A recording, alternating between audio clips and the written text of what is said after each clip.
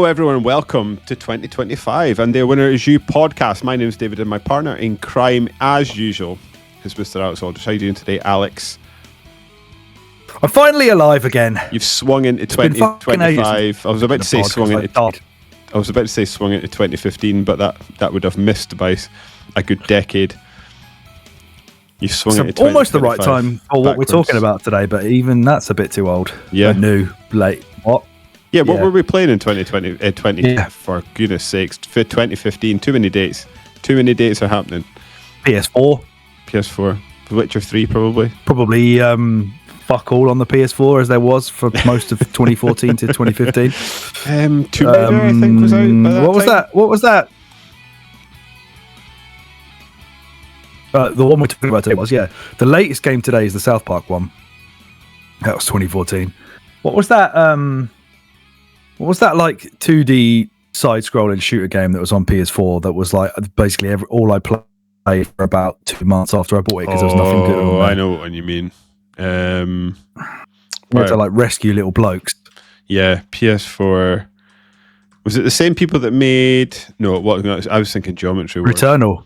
Returnal, which was quite a departure. I remember this because Colin Moriarty absolutely loved it. He thought it was the best game on PS4 for a number of years. It was definitely the best launch game. We're going to have to find it, otherwise there's going to be our 3 listeners are going to be screaming this at I don't know, maybe walking their dog in a field, just screaming the name of the game out. A la Rob. That'll be Rob. PS4 launch games. Resogun 2013.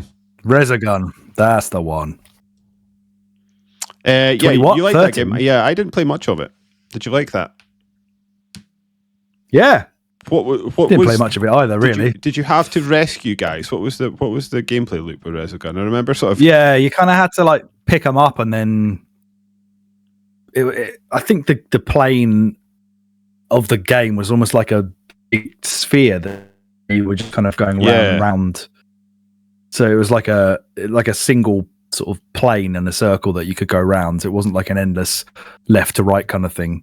And they just had to sort of go around that, rescuing dudes and shooting stuff. I remember it being decent enough. I'm feeling an urge to remind myself of it. As in, like, is it still playable? Would it be on PS5? Is it backwards compatible? Yeah, I think only about 4 or 5 games weren't in the end, were they? Yeah.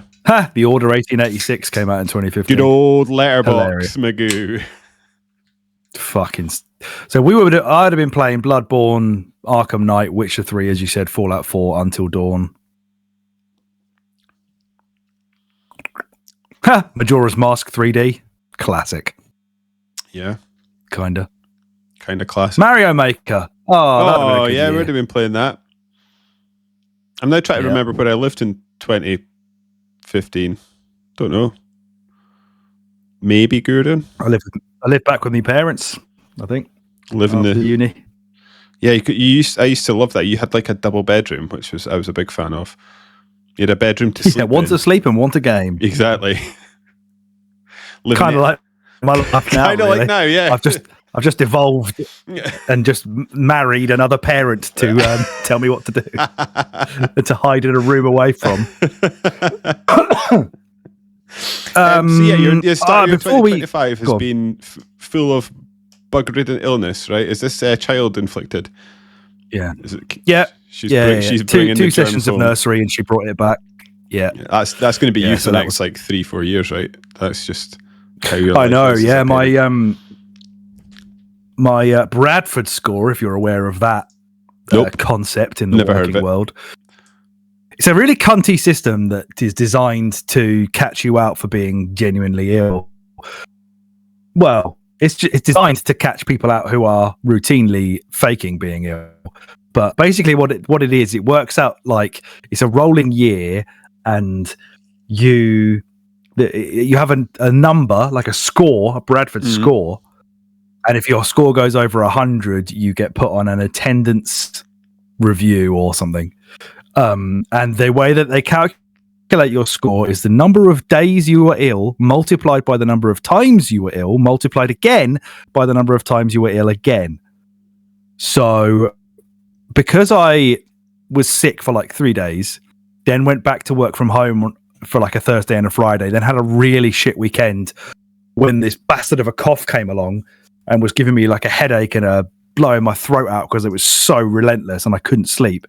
I then took a couple more days off the following week. So that ended up as being like 3 times 2 times 2 plus another 2 times 2 times 2. And it basically put my Bradford score over 100. But my boss said, as it was the same illness and he doesn't like filling out forms, he managed to talk to the head of HR and tell her that it was unfair to count it as 2. So they put my Bradford score back under 100. You've made it. And my first illness on record for the rolling year is the 8th of Feb. So I've got 4 more days and I can be sick again. Hey. Let's cough to celebrate. What a time to be alive. Yeah, so in that period of time, I've been playing a shitload of the Dishonored games for this podcast coming up. Yes.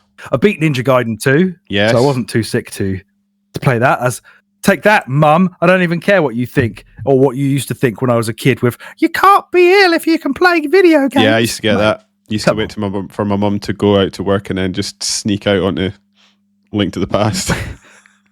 What do they think happens to your body when you're like, yes, I am ill. I cannot breathe through my nose. I am coughing. I have a headache. That doesn't mean I can't hold and move my thumb. My thumbs are still opposable. I haven't turned into fucking claws. I think mine was video games. Purely that my mum thought that if she let me play video games, I might just pretend to be ill when I'm not. Well, yeah, I suppose. If you're ill, you're going to be ill and you're going to stay home and you're going to be ill. You're not going to have... Waste all day, every day, rotting in a bed in your own sweat. It's sort of, go to fucking work. It's sort of adjacent. I used to have a boss that would say... Like, you would tell him you were doing something, he's like, oh, like for video games or something like that, and he'd be like, oh, that's such a waste of time. Like, the concept of enjoying your life is a waste of time, like, blows my mind. So yeah, that's it. If you're ill, no fun for you. Yeah, maybe mum was just frustrated. She was like, oh, you're ruining my life by being ill and being home, so if I'm going to have no fun, you're going to have no fun. That's it. Yeah. We're all going to suffer. Yeah. Then you are suffering. Prove it. If I'm going to live in this pit of despair, you're all coming down with me. So no video games for you. Absolutely. It still feels like a defeat to me. Even if I have spent a day resting in bed, I still wake up like later on in the day and be like, "What a wasted day of my fucking mortal life that was." Yeah. That's just feeling sorry for myself and closing my eyes. Unbelievable behavior. I've also just started. The Silent Hill 2 remake. Oh yes, you're making it. How is it? Is it working better? Pleased to tell you that it's not working much better. It doesn't run great on PS5 at all. All the cutscenes are in 30, regardless. If you go into an area with lots of enemies, the frame rate will tank. It looks pretty shit, actually. Like, I would say the PS5 version appears to be effectively what the PC or my PC was running on like low settings to get it to have a smooth frame rate, not a consistent one, but the fidelity of it is not great if you don't play it in quality mode. But I'm not playing in 30, so get out of here with that. But pretty good. I can't play it for very long at a time because scared. But it's fresh enough in my head that I thought I should start it now. Yes, I keep looking at it and thinking I need to get back to it. Because I need to get back to it because I've paid for it, so I need to play it. I'm actually having quite a stressful start to the video game year, Alex. I'm not afraid to tell you. Yeah, well, I've been playing the Dishonored games, absolutely having the time of my life with those. So finished the first one. That can't be stressing you. Well, it's the volume. So then 2, and then I'm like, well, I've done 2. I really need to, even though we're podcasting about 1 and 2, I do need to go and play the third one. So I'm like, well, I need to play that next. And then, oh, you mean the Death of the Outsider? Are we doing that as well? Well, I'm going to play it, so we could do it. But yes, I'm going to play it. Definitely. Yeah, we should do it. I've forgotten all about that. If we're going to do, I feel like if I'm going to embark on what's ostensibly a trilogy and play the first 2, I need to finish the 3. It's like watching some of the Alien movies now. You either watch one and stop, or you watch all of them. You can't do like Aliens or whatever. I feel like anyway, or like no. Did you know what a better one is? Like watching Return of the King and not watching the first 2. Like nobody does that. You watch All three, right? Apart from my wife. Oh, is she a lunatic? Yeah, my wife is the only person I've ever known who said, she keeps saying to me every time I talk about how good they are, because that's another thing I did while I was sick. I started watching the UHDs of Lord of the Rings extended versions. Good choice. So I got through the first two. And my wife has continually said she won't watch them again because I've seen the third one. It's all I've seen, but I don't need to see the rest because I know how it ends, which is fucking mental.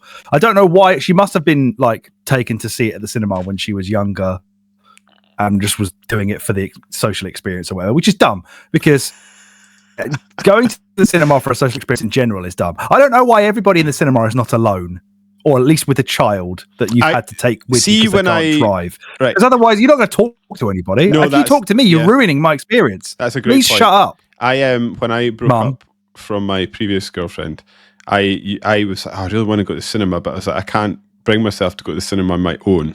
Because I was like, no one to go with. So then eventually I did go to the cinema on my own, and it was an absolutely brilliant experience. And I don't know why I would feel awkward about going to the cinema on my own, because you sit in a dark room and don't speak. What's the problem? Yeah, exactly. Yeah. I love it's Logan. So liberating, isn't it? Yeah. I went to see Logan. That's a great film. Which was a good film. So yeah, I've got sort of one and a bit more Dishonored games to play. We've got loads of stuff in the pipeline, so don't let that stress you. Yeah, just pace it and enjoy it. Well, Avowed is coming out soon, and I feel like I need to play that. Yeah, agreed. Also, I was going to say I'm sitting looking at like my Steam library, and there's lots of games. There's lots of games that I want to try. So like the new Citizen Sleeper came out, and I was like, oh, I kind of want to try the first one, and it was on Steam for like 99p, so I bought that. Silent Hill 2 is a game I want to come back to. Remnant 2 is a game I keep wanting to come back to. Pacific Drive is a game that I'm desperate not to drop off of. Final Fantasy 7. And then there's I've got a few friends that are playing Total Warhammer 3 at the moment, and they've been bugging me to play that. I'm just feeling a bit overwhelmed with games at the moment. There's a lot. Oh, I see. There's almost too much that I feel I need to play. But in terms of like games I actually want to be playing at the moment, Dishonored, Avowed when it's coming out soon, Final Fantasy 7, and Silent Hill 2 as well. But this is just a good year for RPGs, I think, and a lot of them. Oh, the other one I didn't mention that I'm very desperate to give a go is the Kingdom Come Deliverance, because Kingdom Come Deliverance 2 seems to have been getting riotous reviews. Do you need to have played the first one to enjoy the second one? I don't think so. The reason I feel like I need to play the first one is that it's a game that I will either love or hate. And the first one is I got off CD keys for £2, whereas 2 is going to be a full price game. And I'm like, if I'm going to take a punt on a game, £2 doesn't really matter if I get it and don't like it. Whereas like if I pay full price for a game, that's a different story. I don't know how significant the increase in quality is. It seems to be like people seem to like the second one significantly more than they like the first one. Like the first one sort of seemed to carve out a niche for itself, whereas this one is getting pretty good reviews almost like entirely across the board. Yeah, I have heard people say though, like those of you who love the first one will love this. Those of you who fell off the first one, probably this isn't for you either. Yeah, so I was listening to a review on the way to the gym today, and it seemed like it sort of struck me that it was potentially like almost this sort of perfect reviewers game, because it was like a 4-person panel, and every single person said they were really struggling with the game and weren't enjoying it until they got to this point in the game, which is like 6 or 7 hours into the game, and then they said it just sort of clicked for them, and they were just like, oh my god, this game's amazing. Like how many, like if you're getting paid to review the game, you're going to get to that point. It's like, whereas if you're sort of picking the game up, like that's a big ask to ask someone to 100% to sort of push their way through. It's a bit, and the way they were describing it, it sounded like Red Dead 2 on steroids, in that the game is sort of unashamedly itself, and it will not bend to you in any way, shape or form, and you've sort of got to come to it on its terms, and if you don't, you're going to get battered over the head again and again and again, and it'll just brutalize you. Whereas so you know what I mean, like, so it's almost like it was sort of it's a uniquely specific reviewers game, because they are going to find themselves at the point where they will enjoy it. Whereas I think a lot of people buying the game might bounce off of it. That's how it will happen to me. Yeah. So I'm feeling stressed, but I guess it's a good stress because there's a lot of games that I want to be trying at the moment, and there's only so many hours in the day. Yeah, I'm in quite a little sweet spot. I think I've been jealous. Well, that's another one. I didn't even mention it. I played Ninja Gaiden 2 and ended up absolutely loving it. I need to keep playing that as well. Oh well, yeah, Ninja Gaiden 2 Black, of course. Yeah, the shadow dropped special edition of a game I've been meaning to play for many, many years, and it's only like 6 or 7 hours, so that one is not a big ask. But yeah, I'm in the sweet spot of like, I got some games for Christmas.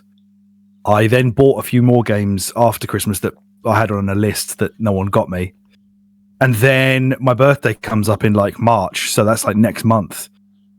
So I can put any more games that are coming out early this year, like Pirate Yakuza, Donkey Kong, just like stack Country HD. So you can stack. So I've got like, I'll just catch up with what I've just got. Mm-hmm. I can have restraint because I can make people buy me games in another month anyway. Mm-hmm. So that's where I'm going to get Dynasty Warriors Origins. I'm going to get the new that Donkey Kong on Switch. Like that'll be on that. I'll play the Christmas ones. I'll play Dishonored, and then I'll just chill. Mm-hmm.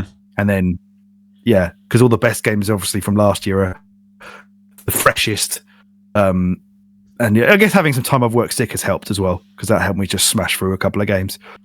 I think like and some Lord of the Rings films. Build on that also. Like, I think it's just because I've got a bit of a problem with buying games on Steam when they're cheap as well. But after I was playing Dishonored, I was like, oh my god, have I just been like sleeping on like immersive sims? Like, is this a game genre that I should have been all over like decades ago, and it's just completely passed me by in a way? So I've also got just about every Deus Ex game on Steam now,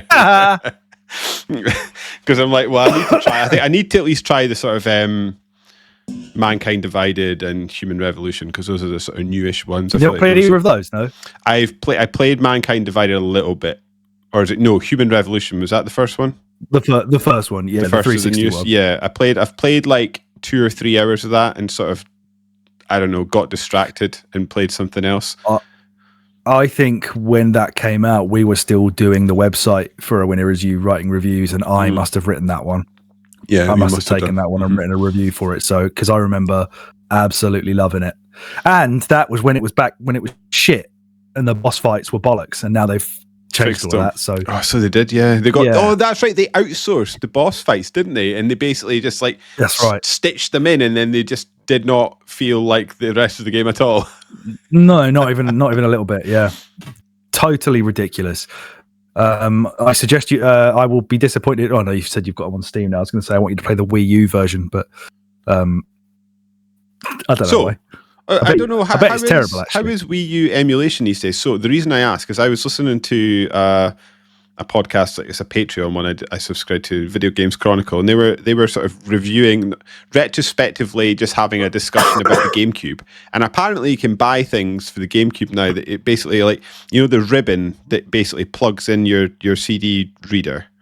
You can get this thing it comes with a new CD reader, but also an SD card slot, and you plug it in, and it plugs into the same plug, and you've got a GameCube that will basically play disc games, but also you can download and put games on your SD card and plug it in like that, and it'll just play off the back of that. That would be cool. So it's sort of like my Dreamcast, but it's also yes, like that. Doesn't remove the disc. Also with a disc drive, I thought that was really cool, and I was like, well, actually, that would work. Be kind of cool for me because my you don't need that disc reader's buggered. Oh yeah, for Wii U, yes, you do need that. For GameCube, obviously, you do not, because Dolphin will trump anything. That's how I played. I've been playing Dolphin, but Wii. Does Dolphin play more than GameCube games? GameCube and Wii. Okay, because that's how I'm sure that's how I played Donkey Kong. It was on Dolphin. Yeah. Yeah. Oh. Or was it on something else? Oh, you must have used a Wii U emulator for that. That must have been the Seam, whatever it's called. CMU. I can't remember. Oh yeah, now. Okay. Let me see. Oh, yeah, you already know. It's good, I think. Oh, yeah, I don't have it on here. I was looking at my shortcuts on my desktop. I've got Dolphin, Redream, RetroArch, DuckStation, and PCSX2. But yeah, maybe I installed something and got rid of it after that. David, I think I just heard a knocking at your door. I think the feds are onto you. Oh no, podcast live. It's fine. They'll only come after you after it goes out. After I've I'll just So I don't know. I feel like Trump will put a tariff on me or something. Yeah. Damn Seems Canadian. to be the way of it these days. I'm not Canadian enough. Yeah. It's coming for us next. Right. So yeah, we're not here to just talk about what I'm not playing and what you are playing. We're here to discuss the second ever episode of our top 100 Xbox 360 games. It's been a little minute, but this is one of my favourite sort of extracurricular pods that we've done. So I'm excited to get back to it. I'm a big fan. Do you know what I was also thinking? See, if we ever get to the end of this, I would quite like... Because ladies and gentlemen, that is still up in the air. Let's be honest. Until it's done, it's not done. We're not young men anymore. No. I would quite like to loop back around and discuss PlayStation 3 exclusives, because that was the same era, right? PS3 exclusives, and see how many of them would slot into this top 100 and where. I think that would be fun. Oh, that's not a bad idea. Yeah. Yeah, I'm up for that. Yeah. Bonus episode. Yeah. The PS3 invasion. It'll be like wrestling in 2001 all over again. Probably equally as disappointing. Yeah. So, but we've got 15 more of the bastards to go today. We're very quickly running out of ones that we can't, or that we can easily just off the top of our heads. Yes, we're going to have to actually start. We're going to soon. We're going to cross into David. You need to play this game I really like, and vice versa. Yeah, there is a bit of that today, but I just don't have the time for that game when it comes up. But you'll know when you hear it, ladies and gentlemen. No, you don't, and I don't know. It's a bit like, I guess the two games sort of like one that's on this list. I would be interested in how it holds up, because it's probably like one of my top 5 RPGs of all time. Not sure how well it would play today.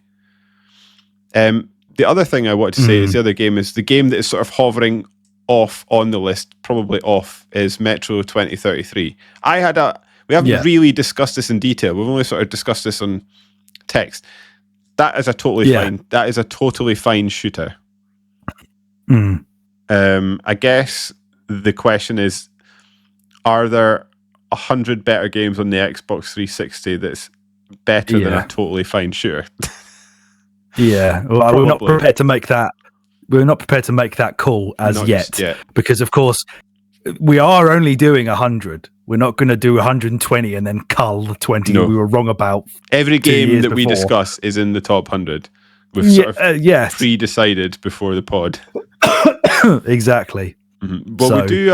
It's a big deal that these are even in here. Yes, exactly. Well, we'll do the top 15 just to remind people that have perhaps not listened to the first episode or forgotten. So yeah, we've got 15 so far in the top 100. And in at number 15, the worst game currently in the best 100 games on the Xbox 360, we've got Split Second Velocity. Number 14, we've got Limbo. Number 13, we've got Resident Evil 5. Number 12, we've got Left 4 Dead 2. Number 11, we've got Alan Wake. Number 10, Sonic and All-Stars Racing Transformed. Number 9, FIFA 10. 8, Binary Domain. 7, Elder Scrolls 5 Skyrim. 6, Bioshock. 5, Call of Duty 4 Modern Warfare. Number 4, we've got Batman Arkham Asylum. Number 3, Portal 2. Number 2, Gears of War. And number 1, Dead Space. And for those of you who want to go and listen to that episode for some prerequisite work, that was episode 100. For obvious reasons, is why we did the top 100 in that one. That was back in August of last year, the end of August. That's not bad. So it was at the 8. So 4 months. Yeah. So see you in 4 months again, folks. Well, we're in February now, so 6 months. 6 months. Good. God damn it. It's February, isn't it? What a time. It is a busy old start to the year. Anyway, well, we'll just dive straight in. Yeah, let's do alphabetical order. Okay. So the first game we're going to discuss today is released on the 20th of July 2011 by Supergiant Games. Supergiant Games' first game is Bastion. Yes. Take it away. Are they the Hades lads? I feel like this game is the progenitor for Hades. Having looked at some footage of it again today to remind myself, it really feels like Hades took the core mechanics of this game and obviously multiplied them by unlimited number of runs that you can repeatedly do. Yes. But the isometric view, the rolling around, the combat. Yes. I mean, this obviously had some light elements of that anyway. With it had RPG elements anyway, didn't it? Because you could level up, you get skills and not skills, spells. You could upgrade weapons, you could get new weapons, and then do like the proving ground thing. Once you've got a weapon to get prizes for proficiency and stuff like that. So, Hades is one of my favorite games ever, I think. So this set me up nicely for that. And I remember you and I were really high on this at the time. Yes. Largely because of the presentation, but I'll let you elaborate. Yeah, so this came out initially on the 20th of July 2011, made by Supergiant Games, as Alex says. I think the sort of thing that I always think about when we're talking about like Limbo and Bastion and other games that will probably pop up in this top 100 list is like the Xbox 360 really pioneered the sort of the digital transformation, and like it started by like what I mean by that is like I think a lot of people pre-Xbox 360 would have saw like a download only off the Xbox Live Marketplace or anywhere. It's like almost like a lesser game. Is that fair to say? And then I think it was the one that started it all was at Dishwasher Samurai that was like made by like one dude. And then Xbox started their like... Oh, yeah, I remember that one. Yeah. They started their... The game just looked dirty. Yeah. They started their Summer of Arcade stuff and they started really pushing these sort of shorter, more interesting games that were... I don't know, I feel like it ended up taking the spot for a while of the B game, in that these were shorter games that were less of an investment, cheaper to make, but they could sort of shoot for doing really interesting mechanics and things like that. And I think your chat about it being a progenitor of Hades is not something I've ever considered before, but it's actually bang on. Like artistically, this game looks a lot like that. And I do wonder now if we would have got Hades, certainly in its form, if this game hadn't come along. And yeah, this is... I don't think so. No, I don't think so either. And yeah, this was one of a few breakout download only games. I think it's probably got some physical releases at some point. Certainly in limited run games, I would guess. Maybe.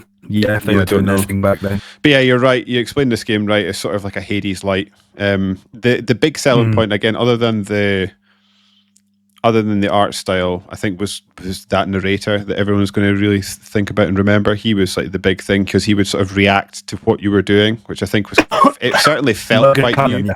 Yeah, obviously didn't take it to the levels that what's that game? What's that? Stanley Parable? Stanley Parable. Obviously didn't take it to those levels, but it was sort of Stanley Parable light in that if you wandered off in a different direction, he would sort of comment on it, or if you stood still and didn't move, he would comment on that. This was just a really cool, short game with a lot of interesting ideas that I think, like you say, we've seen stretched out and built upon over the years into games like Hades. And it's a really cool game. Yeah. It is. And it marks... kind of the midpoint for what David just mentioned earlier, the Summer of Arcade that they had on Xbox, hilariously known as the Winter of Arcade if you lived in the Southern Hemisphere. Had six years that went on, which is more than I remembered. I don't really remember it starting in 2008, but it did, and it was one of the coolest things about the 360. Throughout its life, which was a very long life, lest we forget. You know, the console lasted a long time from sort of 2005 up to probably about 2014, so almost 10 years really. The first year was 2008. That's when we got Braid, was the big breakout. I was about to say that I've completed Braid this year. Had a fabulous time with it. What last year you played Braid? Did they remake it? I got the remake and it was on sale for like £3 and it was Steam Deck compatible. So I was like, I'll get that and play in the deck. Lovely old game. Lovely time. And lovely. It's one of those games also, like there's quite a lot. Was it? I think you and I'm going off on a non sequitur. Apologies. I'll try and keep it short. But like we have spoken about briefly, I don't know whether it's on podcast or just sort of chatting. I'm quite keen to play Zombie. It was originally called Zombie You in the Way You. The reason being that it's a roguelike, and I think that my tastes have perhaps changed and developed and evolved and matured in a way that I might understand a roguelike and might appreciate that game in a way that I didn't appreciate it when it came out. So I'd like to give it a go to see how I feel about it. I think Braid is a similar one. The brutal sort of difficulty of the puzzles, which really are hard at times. Yeah, I think I was even back then. I was more in the headspace for it. I do sort of still come down to the feeling that I want a puzzle game. I do like a puzzle game, but I want it to be more of a relaxing experience. Like Botany Manor is a game I played last year that I enjoyed, and that's more of a chilled out. You just sort of sit back and figure out the puzzles, whereas Braid wraps quite difficult platforming into it as well, which isn't quite for me, but I appreciate what it does. Anyway, we're not talking about that. Bastion. No, I've got some puzzle games to shoot your way. Excellent. After we finish recording, that I picked up that are supposed to be quite good from last year. But yeah, so it went from 2008 to 2013, and yeah, other highlights from the summer of arcade were like Shadow Complex, which is coming up later on this episode. We've also podcasted about. Didn't like it as much as we thought we would, but it's still a good game. Agreed. Yeah. Trials HD was also 2009, and 2010 we had stuff like Limbo and that Lara Croft kind of isometric. We played the first.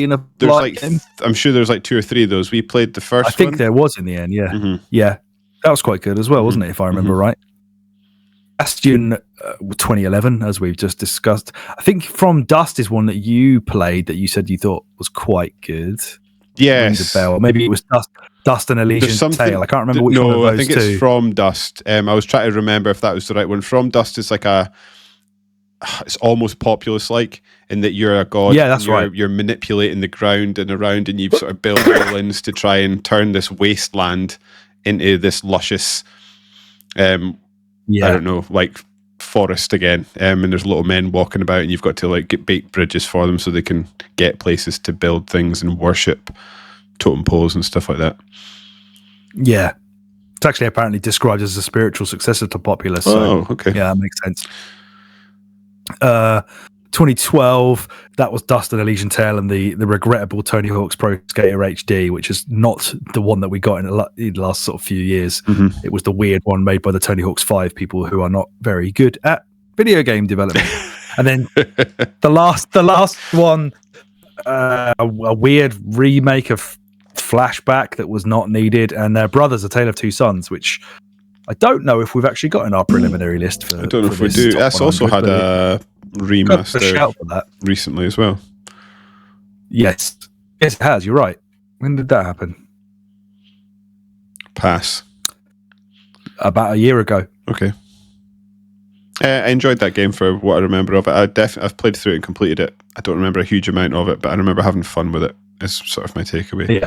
And that's you use each stick on the controller is a different dude, right? There's a different one of the brothers. Yeah.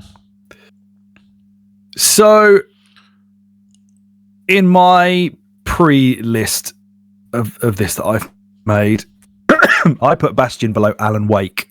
So I don't know what number. I need to look at the actual list. Below as in so currently that would 11th. Put it in. And I put it above Left 4 Dead 2, but below Alan Wake.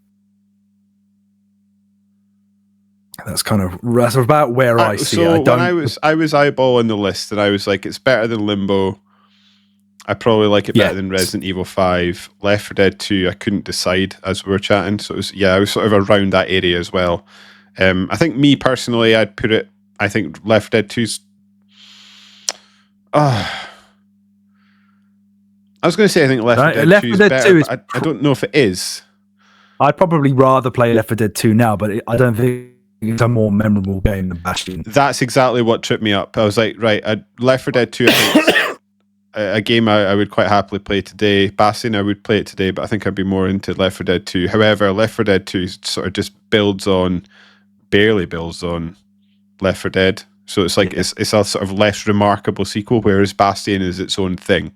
So I guess if it's for me, if it's a toss up, I feel like the more interesting game should probably win out in that regard. So yeah, I'd probably go with you. I'd put it 12. Are we happy with that? Would you put it above Alan Wake, or are you in agreement with me that it goes below? I don't want above Sonic and All Stars Racing. Sorry, say that again. You broke I don't up. want it. I wouldn't want it above the Sonic Racing Transformed, because that game is magic. Yeah, Alan Wake 2 is a game that I see as time goes on. I think I'm just going to have to grudgingly accept. I'm not sure how much rationality I've now got for that series because of how much I ended up loving Sam Lake and us. Well, it's partly your fault anyway for making us play Max Payne and then like the Alan Wake 1, Alan Wake 2. Like I've just become such a, in the way that people like Kojima, I think I now like Sam Lake. So Fair. I think no, but objectively I could see it. So I think for me it would be a 12. But if you want to stick at 11, I'm not going to fight you because I think it's close. No, I had it 12 initially below Alan Wake, so yeah, let's do it. Seems like my initial thought process is agreed upon. Yes. It's one of these dangers. So if you're listening to this podcast, it's both a pleasure and a curse. I guess like part of the reason Alex and I have bonded over video games is that we largely have a very similar taste in games, apart from probably in like a few key different areas. The problem with that, I guess, is when we start making lists because we kind of just agree. Well, yeah. I don't know. Yeah, I guess it probably would. It's probably more entertaining for people if there's conflict. But yeah, there's time for that. There's time for that. It's not. Let's not waste it on Bastion. Let's not waste it on Bastion. Right. Next up, then, Borderlands 2, released on the 18th of September, 2012. Personally, I think the game has aged. When I say aged badly, I think you understand what I mean. I think from a standpoint of its humor and its general vibe, which I don't necessarily think I clicked with in the first place anyway.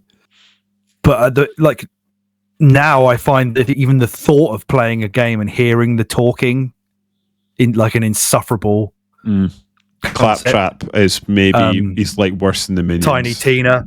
Yeah, like I think its stock has really fallen in general. I think Randy Pitchford being a I was about to say how much of that the film. Yeah, I was about to say like I feel like only like let's say half of that is because of the games themselves, and that they've sort of failed to evolve, and they have absolutely the puerile humor and the way that they try and tie humor. I was going to say they tie humor to the present day, but South Park does that and they do it well, so I don't even think that's a problem. I just think it's bad humor. I think the other half of what has made these games fall from grace is the fact that Randy Pitchford's behind them. He's not covered himself well in the last like 5, 6, 7 years, has he? With his porn and his magic and his his Twitter rage, lying, and yeah. However, at the time, he was giving away keys to that vault for free on Twitter, so he was a good lad back then. Yeah, he was a worthwhile Twitter. You were talking about. I think. Oh, sorry. Carry on. Sorry, I'm not trying to talk over you. The connection's bad. Yeah, it is, isn't it? Do you want to try hanging up and calling again? Coming back. Let's try it. Yeah, let's do that.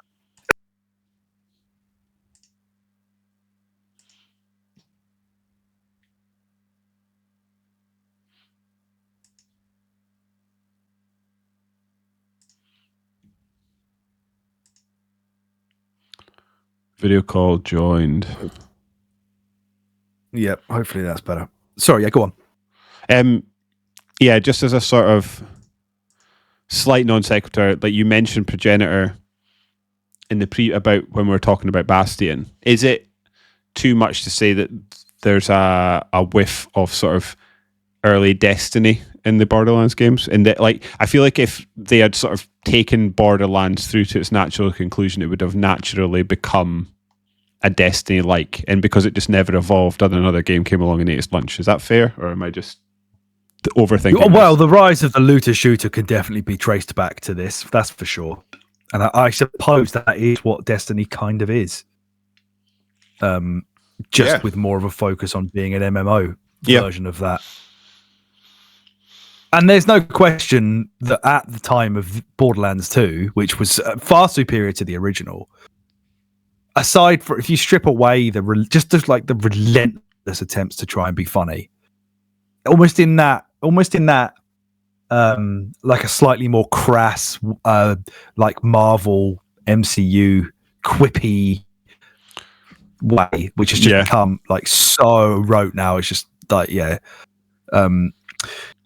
there's no question that the gameplay loop was ridiculously addictive. Oh, it was just a really brilliant time with a friend in co-op. I played all through this in co-op with a friend of mine that I lived with at the time, and we just couldn't get enough. It was just a great hang to play this game from start to finish with a friend. I just would never want to do that again now. Mm-hmm.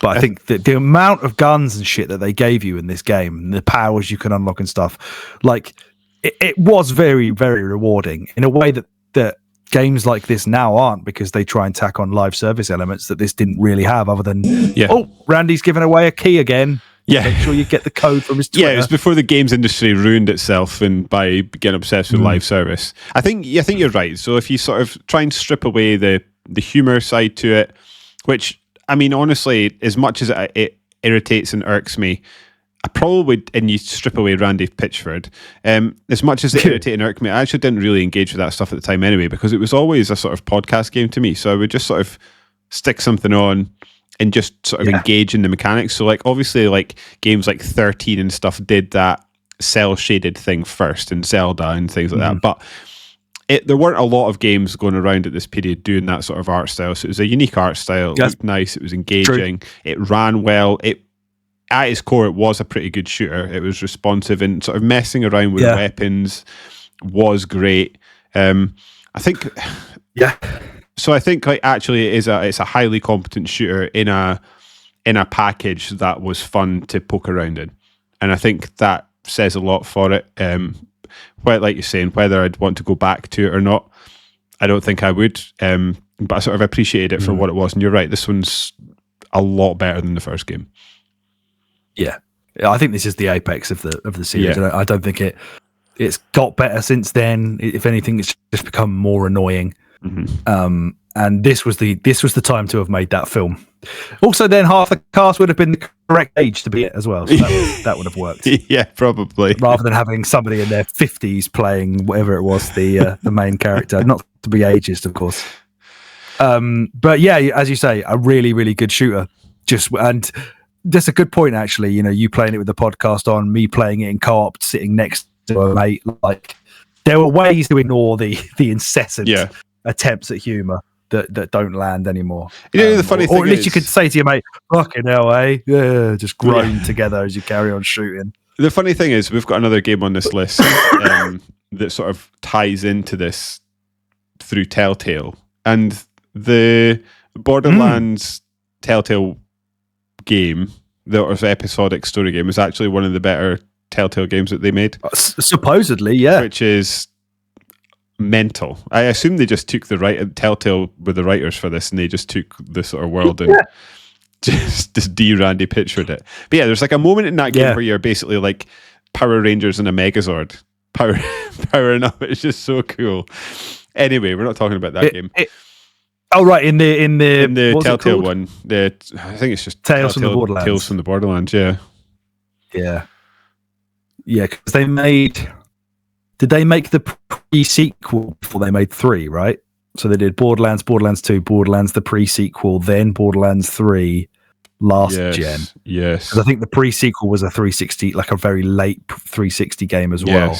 Yes. And then, of course, Borderlands 4 was announced. Was that announced at the Game Awards last year? Yes. The horse was bolted on that one. I need to sharpen me through this. So if I'm going to talk through where this goes on our list, I think in my list, I put it below Limbo. What were you going to say? So I think, again, like if you're asking me which one I want to play, I'm playing Left 4 Dead 2 over Borderlands 2 any day of the week. However, I'm playing Resident 5 over it. I can see that. Actually, I probably would agree with you there as well. I do think the shooting mechanics are better in Borderlands 2 than Left 4 Dead 2. There's a sort of floaty iciness to the shooting. I do agree with that. I feel like the thing that I've always struggled with Left 4 Dead games is that I feel like a lot of the guns lack weight, and when you're running around, it's almost like you're running on ice. There doesn't feel like you don't get any sense of sort of hard ground underneath your feet. I completely agree with that, and I always have. But I'd still rather play Left 4 Dead 2, even after saying. Yeah, me too. So I think it's got more to offer to us now because it's got that extra element of random. It is a really good. I mean, Borderlands has random loot as well, I guess. But Left 4 Dead 2 just seems to is such a good co-op game. It is so good, even today. Yeah. And it respects our time a bit more as well. Yeah. But by which I mean it's shorter, and therefore that wouldn't require us to then continually play co-op for like 30 hours. Yeah. It's just like a 2 or 3 hour romp, which is much more up my alley these days. Absolutely. And also, so I've got fond memories of Limbo, but when we went back to play this for a podcast, I sort of struggled with it. I feel like it was an important game that came along at the right time and sort of paved the way for the industry to explore things like that, sort of smaller games, interesting art style, sort of more esoteric storytelling. Is that the right word? But it doesn't hold up so well in 2025. It feels quite old, outdated, sluggish, clunky, and it doesn't quite have the same effect that it once did. So I think, can we make Borderlands 2 the new number 15? And put it above Limbo. Yeah. Okay. I mean, yeah, obviously I agree about how Limbo has held up. I haven't obviously played Borderlands 2 for this, so no. Whether that plays nicely now, I don't know. I guess there's probably ways to play it in an enhanced way. Mm-hmm. On a more modern console, so it probably does run quite nicely these days. I would suggest, if you were to sit and first time both of these games in 2025, maybe people would feel Limbo lands what it tries to hit more than Borderlands, which may come off as just annoying and overly long. But I don't know. I'm happy to concede that it goes above. It's quite a difficult thing. As long as it's below Resi 5, I'm happy. Yeah, it's quite a difficult thing. I think, and I'm probably going to just sound like a broken record, but you can't ignore the historical significance of these games when we're discussing them. I don't think that's fair. But also,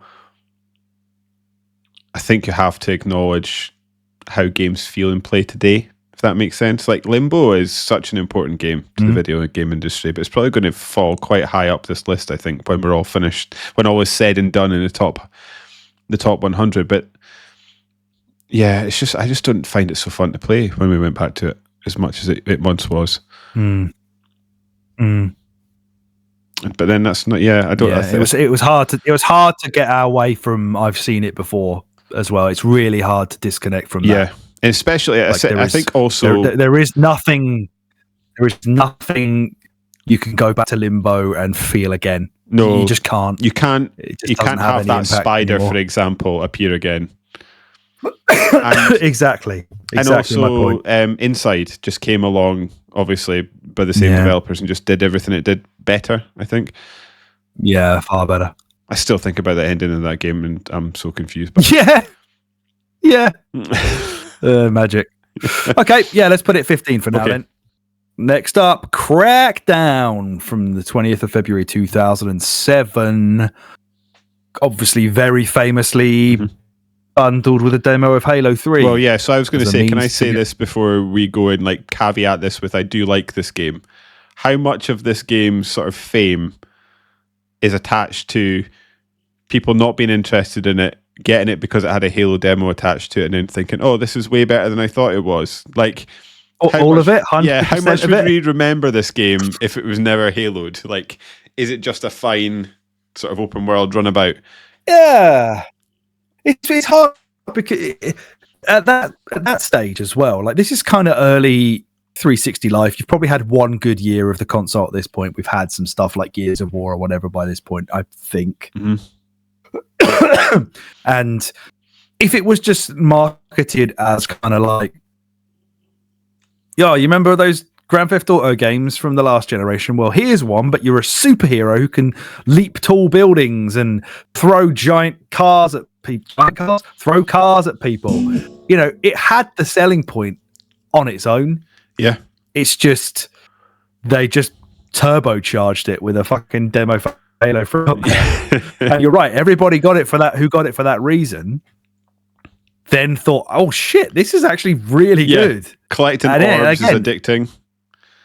Collecting those agility orbs, the one we had to climb what were they, the agency or whatever it is, the tower of that is that's like a real, like a highlight of Xbox 360 gaming, certainly early days gaming on the console. A lot of fun memories of just causing absolute chaos in this game. I think it was quite rudimentary. If you went back and played it now, I think the way it handles is going to feel really weird. Yeah. Certainly like the third person movement and stuff. Never really bettered the original. Again, another one like Borderlands that just didn't evolve its formula enough. I don't know how you struggle to do that, but again, things like Saints Row came along and just kind of pissed all over it after that. But for what it was, like it just brought a different take to an open world genre that was still kind of in its infancy, or at least in its sophomore year, I suppose, for an Americanism there, and just did something that nothing had really done before. Felt like a proper superhero game that maybe actual superhero games had failed to become, and was quite violent and gory and adult themed at the same time. Another cool narrator. Yes, yeah, he was cool. Sort of, he would talk about the gangs before each kind of mission you had to go after him, wouldn't he? And do like an intro to him. That was quite fun. So I don't know if it's the same. It sort of reminds me of I don't know how much you played of XCOM, but it reminds me of the narrator in XCOM quite a lot. Okay. It's just that. It was just, you're right. It's just a cool game. My memory serves about this game, you had to take out sort of underbosses before you could unlock a big boss, right? And I quite like the idea of the climbing the ladders. The thing I liked about the Godfather games on the OG Xbox, you had to sort of take out sort of second in commands and lieutenants, and then that would make it easier to go and take out the big boss guy at the end. That's right. And it's a really cool way to sort of gameplay. It's like, if you want to go balls deep, you can go straight for the big guy, or you can take away his sort of access to weapons, his access to money, so that when you eventually go and fight him, it's an easier fight. I love that. And yeah, you're right. This game didn't develop itself in future games, but I actually don't know how they would. I think it was a sort of quite a slimmed down, bare bones mechanic that was fun to interact with while it was fun to interact with. And it didn't need to become a big sprawling series. The fun was fun, and when you're done, and that's okay. They had that kind of grandiose idea of was it for the third one where they were going to try and make the whole game like sort of on the cloud. They were going to host the whole game on the cloud so that you could have that almost like infinite level of destructibility for the environments that just never actually. I think I played and completed Crackdown 3. Oh, really? Yeah, couldn't tell you a single thing about it. So that shows you how long it sort of lasted in the memory. From looking at, I'm just watching some gameplay of it now. It definitely looks like it's moving at like 100 miles an hour. The character that you're playing as is like skating along the ground at like hyper speed. The shooting has that lock on with it that kind of just makes it a little bit easy in a weird way. Yeah. Like you're not free aiming. You just press a lock on button and then the gun cursor will go. It was a massive power fantasy, right? It was just about killing lots of guys as quickly as possible and avoiding rocket launchers.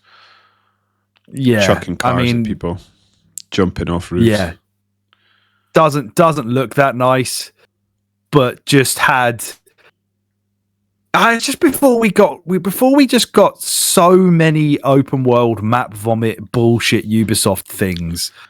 This was like a new concept, and it actually really worked, because when they gave you the map vomit shit, which they didn't really give you in that game, to be honest, it wasn't even on the map as far as I can tell, unless you maybe unlocked something to show it there. You were just finding stuff by jumping as high as you could up a building. Like, I remember following an IGN guide for way it. to do it. Yeah.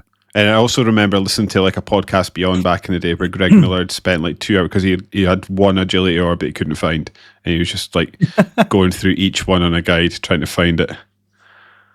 Oh god, I hate that kind of shit. Yeah, start from one and try and remember if you've already done it, and if not, you're gonna have to just go there. That was before. That's probably the one good thing Ubisoft have done with their open world map vomit games, is that like the games industry has learned, just let you see where the collectibles are and let us go and get them. Don't make us go and search the cunts out. Yeah.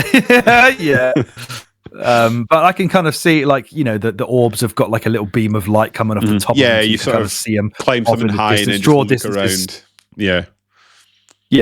I think maybe the kind of sort of basic low res, or not low res, but you know, the basic textures that they're putting in here, the kind of bland building design, it does help to give the game's draw distance. Yeah.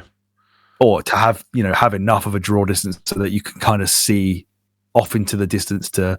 I also think, and then you get massive floaty jumps where they swing their arms like that for some reason. I also think one of the upgrades you could get is that you sort of increase the area that so if you would get within a certain distance of an orb, it would show up on your map, and I think that sort of increased as you played. That sounds about right. Mm-hmm. Yeah, just dumb fun. Dumb fun. Real dumb fun. This is another. I don't know if this is. We'll see. But yeah, that's 2 games in a row. This is a sort of hovers around 15 for me. Where does it sit for you? Yeah, I had it below Borderlands in my list. Yeah, happy with that. I mean, I could have gone either way with those games. I think they sort of tickle a similar itch. Tickle the same testicle, Alex. So I'm quite happy for it to be either one of those. Yes, that's the sort of ballpark area I was looking at. Above or below Borderlands? I mean, I think if you asked me which game do I want to play today, I'd probably say Crackdown. I'm slapping a podcast in and going hunting agility orbs, yeah. Yeah. If I want to play a sort of co-op shooter, it's not Borderlands. I sort of appreciate Borderlands now, but I'm happy to appreciate Borderlands from a distance, having played it and enjoyed it over the years. Yeah. I just remember like talking to people at work about all those orbs and stuff, and the crazy shit we were doing in Crackdown back then. It was such a highlight of the early years of this console for me. It was so great. Yeah. All right. Well, it goes in at number 15 for now then.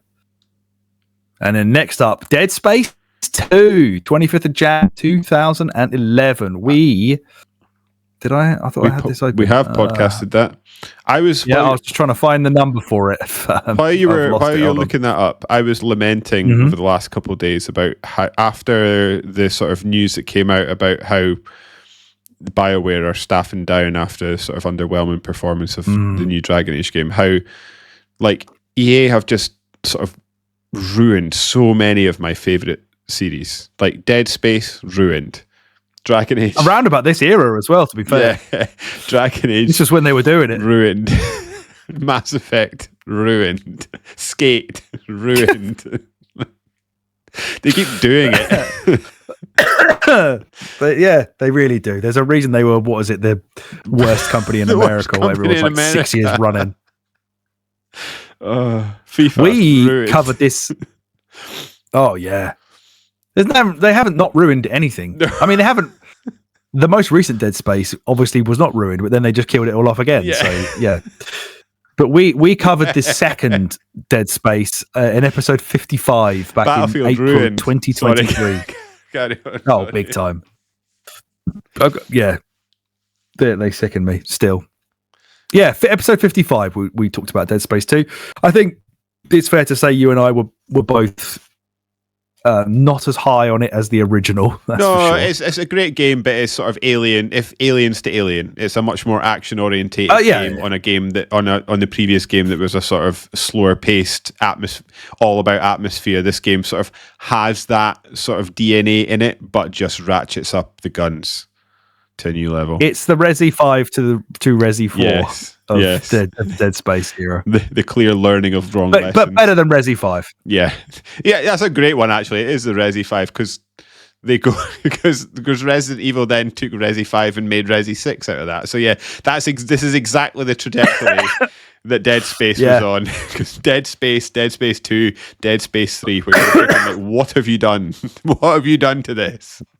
It's so Resi 4, 5, and 6, isn't it? You can tell they wore their influences way too much on their sleeves there. But yeah, this is still a good game. They haven't quite. It's a great game. Yeah, they haven't quite crossed the Rubicon at this time, and I had an awesome time with it. No, it's no Dead Space, but not many games are Dead Space, to be honest. Not even Dead Space 2. Yeah, it still has some like real highlights in it, some great set pieces. That fucking eye thing, of course, is iconic. Iconic. That is actually iconic, Ubisoft. Yeah. I think if I remember rightly, one of my main complaints about this game was that they seemed to eschew tense, atmospheric horror moments for that unkillable enemy. Oh yeah. Or loads of them attacking you at once, like loads of what they called, not xenomorphs. Were they xenomorphs? Yeah, xenomorphs. Or is that aliens? That's alien. Necromorphs. Too many morphs. I was going to say Morph and Mindy, just, but that's Mork and Mindy, right? Yeah, Morph was the little Morph Tony. Tony Soprano. So what was his name? Tony Hart. Tony Hart. There we go. Good God! Like Americans, so confused by what just happened. What was I saying? Yeah, this one was just like, right, we're gonna make the player scared because you're overwhelmed constantly. Like from the word go, you've opening scene where Isaac's in the doctor's whatever it is, he's in a straitjacket, bloke gets fucked up from behind, you've got to run through the corridors with all these necromorphs are busting out left and right, and that sets the stall out from the minute go of, we're throwing shitloads at you this time, son. What are you going to do about it? Yeah. And I'm going to have a fucking good time dispatching what you throw at me, sirs. I'm just not going to feel the way that I did in the first game because it's not quite as it's just not quite the same experience that the first one was, and not for the better. No. But the setting was probably, the space station was probably, no, sorry, what am I talking about? It's not better than the Ishimura. I'm talking shit. But it was cool to be on a different setting. Yeah, space station. yeah, absolutely. It was still an excellent set. It was actually even cool to sort of explore Isaac's descent into madness, and like whether you're sort of questioning like, the beginning of the descent, and you're sort of questioning, is he mad? Is he not mad? I think you're probably at this point where you're not mad, but then you're looking around what he was exposed to versus like what happened to other people that were exposed to the same things, and then he sort of starts to show symptoms of not being quite right. And then I guess on top of that, I'm sort of eternally fascinated by the way in which sort of story designers of sort of film and games sort of can elicit fear. And there's obviously multiple ways you can do it. There's like the Alien one. And actually I had that when I texted you yesterday and was playing through Dishonored. And I got to the time manipulation level in Dishonored 2, and you walk into that mansion that is ruined, and you're walking around and you can hear like bumping and banging, and I'm like, oh no, what is here? And like, you know that the guy that you're looking for probably isn't quite right, and then there's something just sort of a sinister undertone to that whole game. I was terrified, but there's nothing in that first part of that level that's going to hurt you, nothing that's going to jump out at you, but they just sort of create fear through tension. Dishonored just 2, through confusion, like, in the unknown, right? Yeah, a lot of fear sort of comes from the unknown. It's why people are scared of the dark and things like that. Like, but then there's also fear through tension, which is what Dead Space 2 does in spades. It just throws tense action at you, which is scary, but in a different way. It's sort of adrenaline scary rather than scary. Oh, exactly that. Dead Space 1 would fuck with you at times by pulling back Yes. It would build. It would start to build tension, and then pull it away to reveal that there was nothing there. Yes. But we made you think there was. Whereas Dead Space 2 is there's shitloads there, and now you've got to deal with it. So different horses for courses. Some people probably maybe prefer it to the original. I know some of the reviews certainly did at the time. So it's still a really excellent game. That I think. Well, where did I put it in my? I put this below Bastion. Oh, really? But I don't know if I agree with that anymore. Yeah, I was looking at this list thinking sort of. I don't think it cracks the top 10. Oh, you don't think it? See, I had it FIFA. Well, 11. Okay. I think I'm maybe just. Maybe I'm just gripping hold of Sonic and All Stars Racing Transformed a bit too tightly. I mean, it is my favorite kart racer. FIFA. I think FIFA 10 we've kind of agreed represents the series. Yes, at its peak through this generation, which was one of my most like. If you racked up total gameplay hours across the whole lifespan of the console, the FIFA series probably is going to win that for me without by a mile. So I don't necessarily know if those memories of FIFA are topped by playing Dead Space 2. Okay, I mean, I think it's better than Alan Wake, if I'm honest. Yeah, that's fine. I think we could put it at 11. I would prefer to interact with the story of Alan Wake. I think the story is probably better, but the sort of atmospheric hangover from Dead Space is still fantastic. Yeah. I think it's certainly better than Alan Wake 2. If this was a David list again, I would probably put it around about maybe just below Binary Domain, but this is not a David list. So I'm happy. If we can put it above Alan Wake, I'd be happy to compromise on that. Cool. Sounds good to me. So it becomes 11. Yeah. Good old Dead Space 2. Our next game's going to be hard for me. Yeah, I certainly suffer from recency bias with games, and then I sort of feel like, I mean, like, I wouldn't have said that until we played Indiana Jones, and I think I still love that game, but I've cooled on it significantly since getting a bit of distance from it. As much as I really like this game, I don't know how much that's going to happen with Dishonored, because I am living that Dishonored life at the moment. So you're going to have to help me with this one. Okay. I love it. I love it too. I don't really want to talk too in depth about it because we've got a podcast coming up as we. Yeah, we also need to discuss how we're going to do that, because if we are going to cover all games like we like both 2/ maybe 3 games how we normally do, that is like a 5-hour podcast. Yeah, oh no, we won't do it that way. We'll figure out a way. It's going to be like a celebration of the Dishonored series, and we can just talk about highlights or whatever. I thought at the time, from that gushing review that I wrote for our old website that I sent to you, like I fucking adored this game when it came out. Yeah. It has lost absolutely nothing to time. Nothing. It is still magnificent. It's one of the best immersive sims ever made. The podcast is going to be a really good fun listen to those who are awaiting it, because we're having a really, really good time. Holds up so well in 2025. Just, I don't get on with stealth games. That's probably quite well documented on this podcast. But if they give me fun ways to be stealthy, like the blink or like the possessing creatures or all that kind of shit that Dishonored does,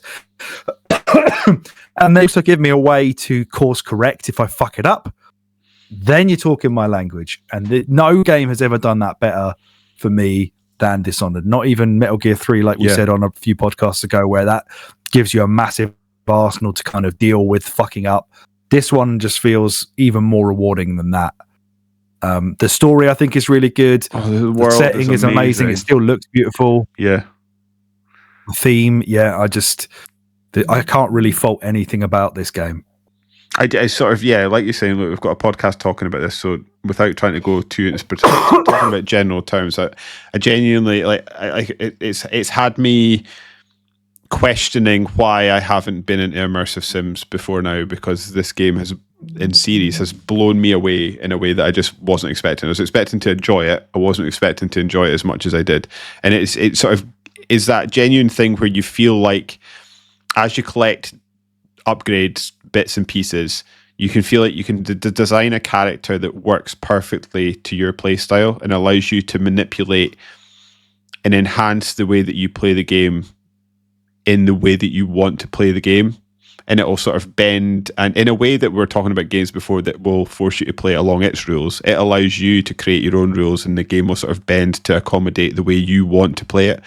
And I think that is amazing and rewarding. And even to the point, like, I'm sure that I've been watching a lot of like deep dives into the game, and they would like go through and they would talk about ways to approach a mission, and then like quite often they'll go, you can, I did this, but if you want, you can actually go and do that, and that's why that's really cool. And I was sitting thinking, I didn't do that either of those things. Like, it is that good that like you sort of get through missions, you feel like however you can do it, and you're sort of mastering the world around you and just sort of making this area your plaything, and it's awesome. The world is fun to engage in. It is like, what's the word? Is it steampunk? It's like sort of, it's like oddly sinister. Everyone's a bit not right. There's like no, like everyone you're interacting with, you're not quite sure if they're good or bad.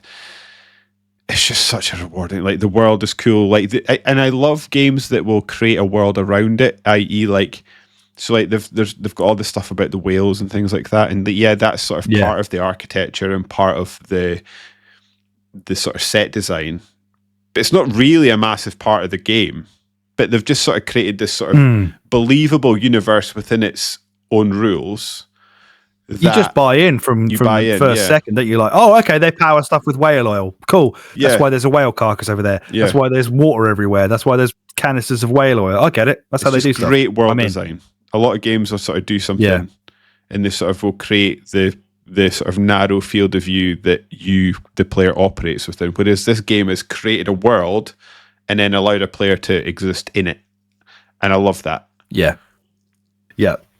What a great formula for video games it is to just kind of have like a little mini sandbox to just play around and manipulate, as you said, to how you want to play it. Like this, one of the best things about Arcane that they obviously have maybe fallen off of in more recent years, but around this time they just were never afraid to let you, like, you could see it in Prey as well. Like they were never afraid to let you break it. No, they were never afraid to just say, here's 6 different ways to do something. Figure out which one's, I don't know, the quickest if you want to do it the quickest, or the way to not get seen by anybody if you want to be a ghost, or the way to be the biggest murderer you want.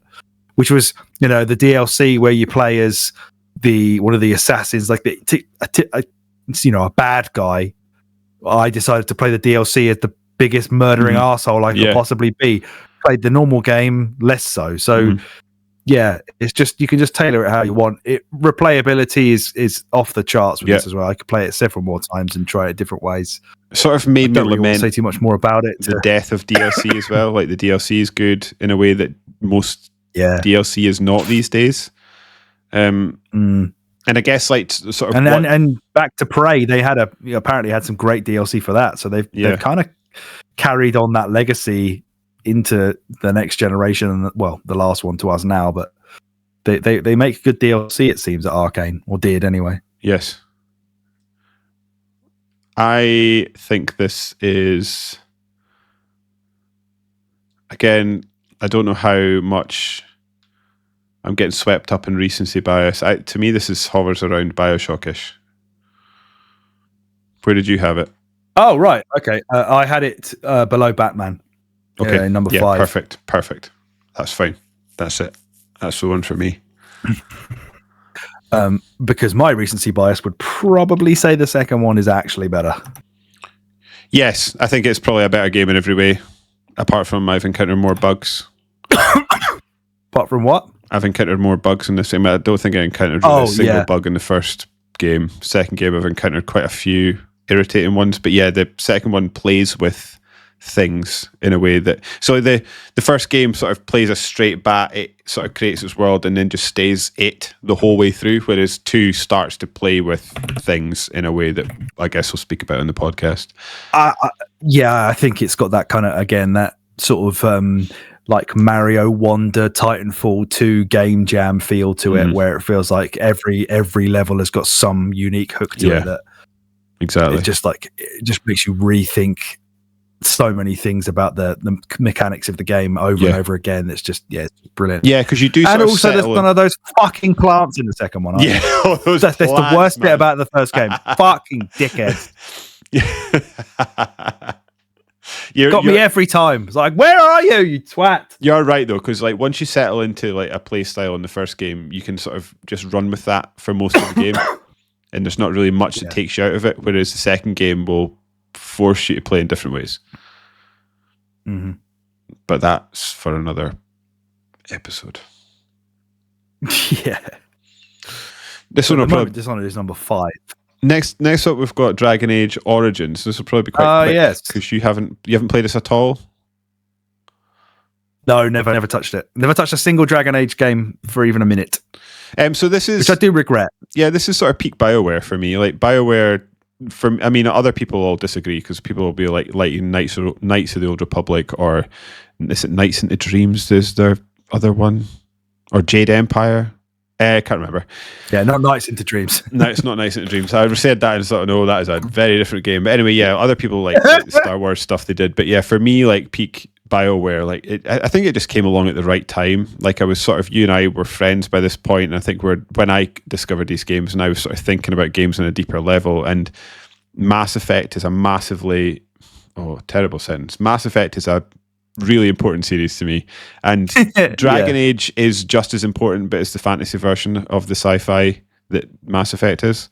And yeah, it's a cool game that the world building is phenomenal. I think it is engaging almost as much as a Tolkien-esque Lord of the Rings type world would be, in terms of depth and sort of interesting characters and intrigue, and like factions and groups that they have around the place. The sort of unique thing that they did with this game is that you pick your character at the beginning of the game, and they've each got unique starts. So like if you pick a human, they've got a different like if you can pick like a human male, for example, and you're like a prince in a castle, or you can be like an elf who are like really shunned in this society, and you start off in a ghetto, and then you can pick different characters and different races, and it's sort of, I think there's 6 different ways that you can start the game, and it sort of dictates the way that characters will interact with you throughout the rest of the game.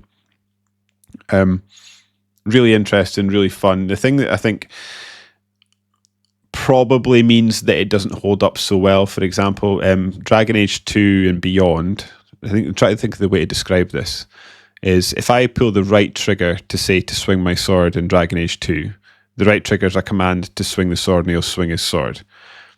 If I push the right trigger in Dragon Age Origins to swing his sword, it's a command list that you sort of set up. So if I pull the trigger 3 times, it'll set up 3 sword swings, and he'll sort of run off. That's how they used to do the Knights of the Old Republic. Yes, it's exactly that. And I think probably that's quite old and very PC in a way that console players were very not used PC.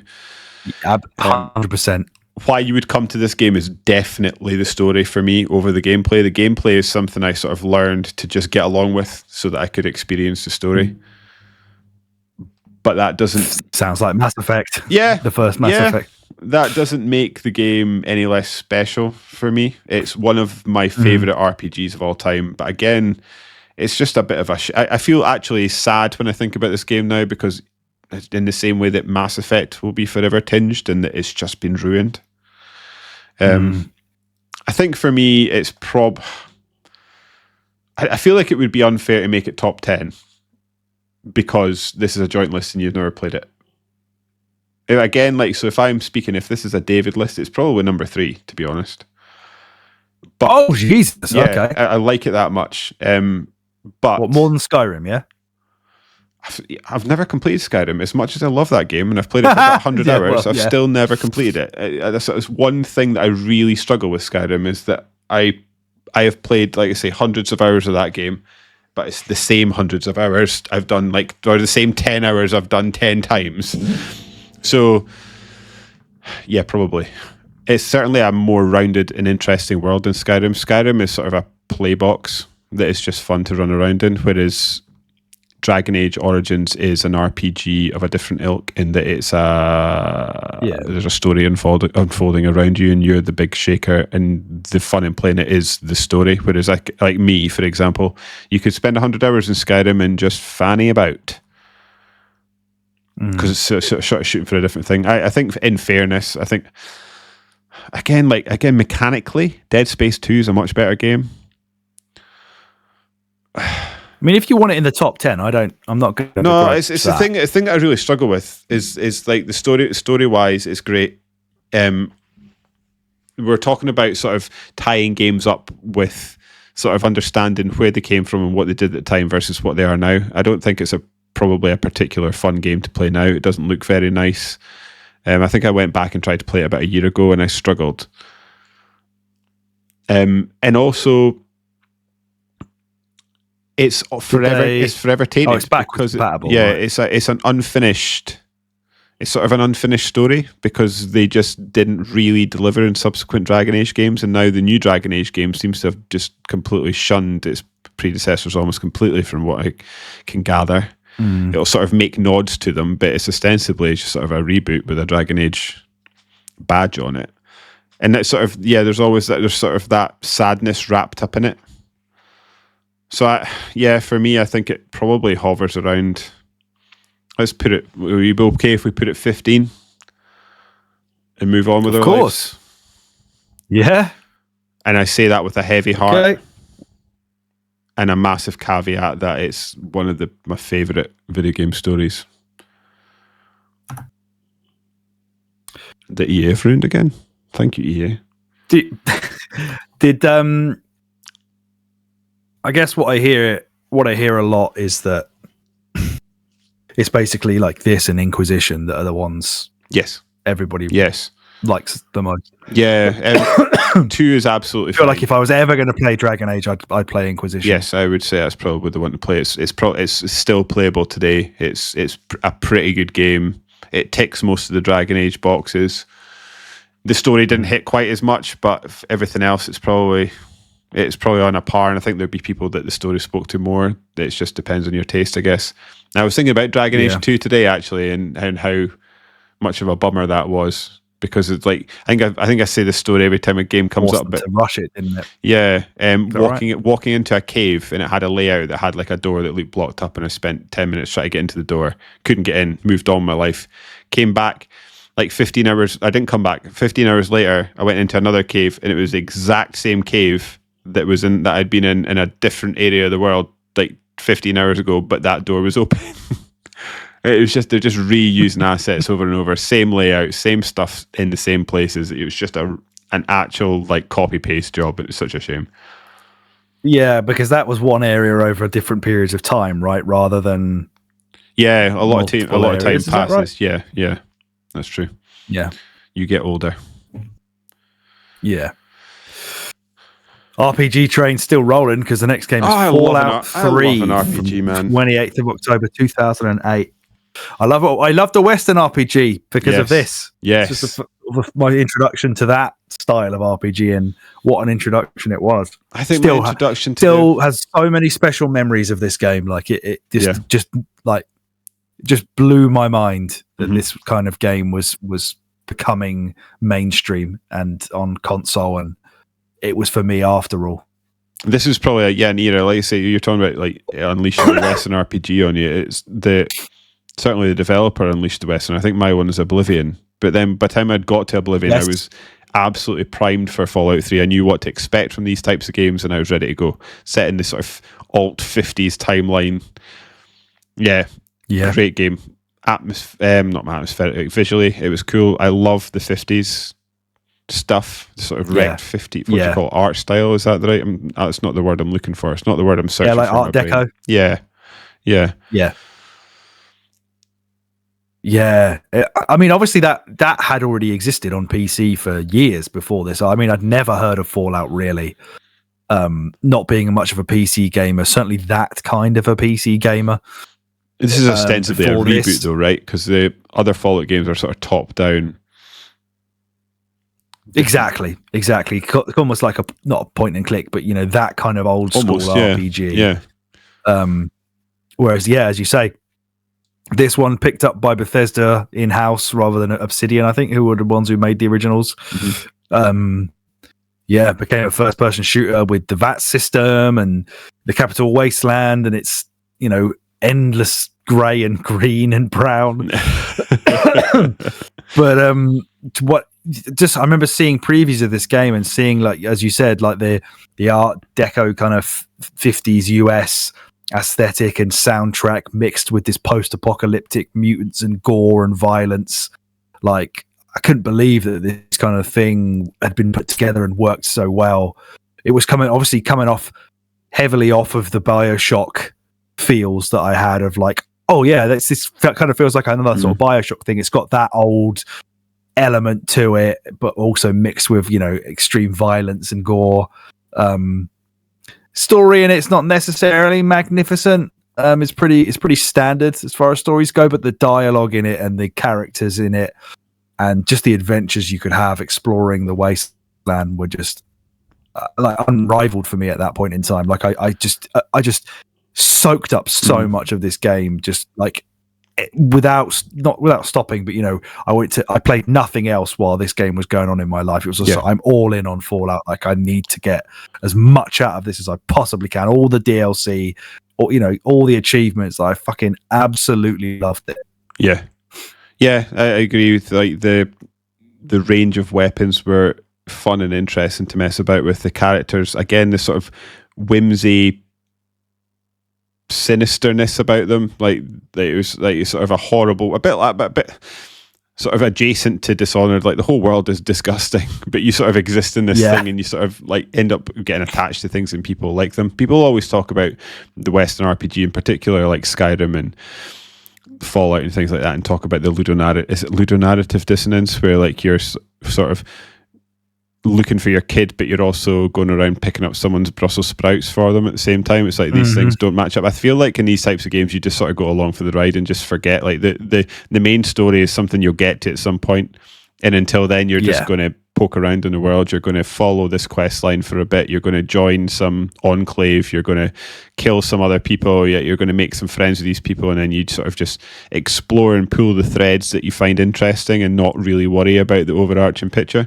And again, this is you're right. This is a great game to be in. It's a cool world. It's scary. I remember even so you enter in different areas of the game. I find quite intimidating. So like you start off and you're obviously in the sort of you end up in your little town, Megaton. That's what it's called. And then you sort of get approached by this guy, and you end up in like a high story building of like sort of rich and not very nice people, and you can choose whether to blow up the entire town that you've been messing about in and got to know people in, and get a room in the 10-penny tower. Is that what you said? And then I think so, yeah.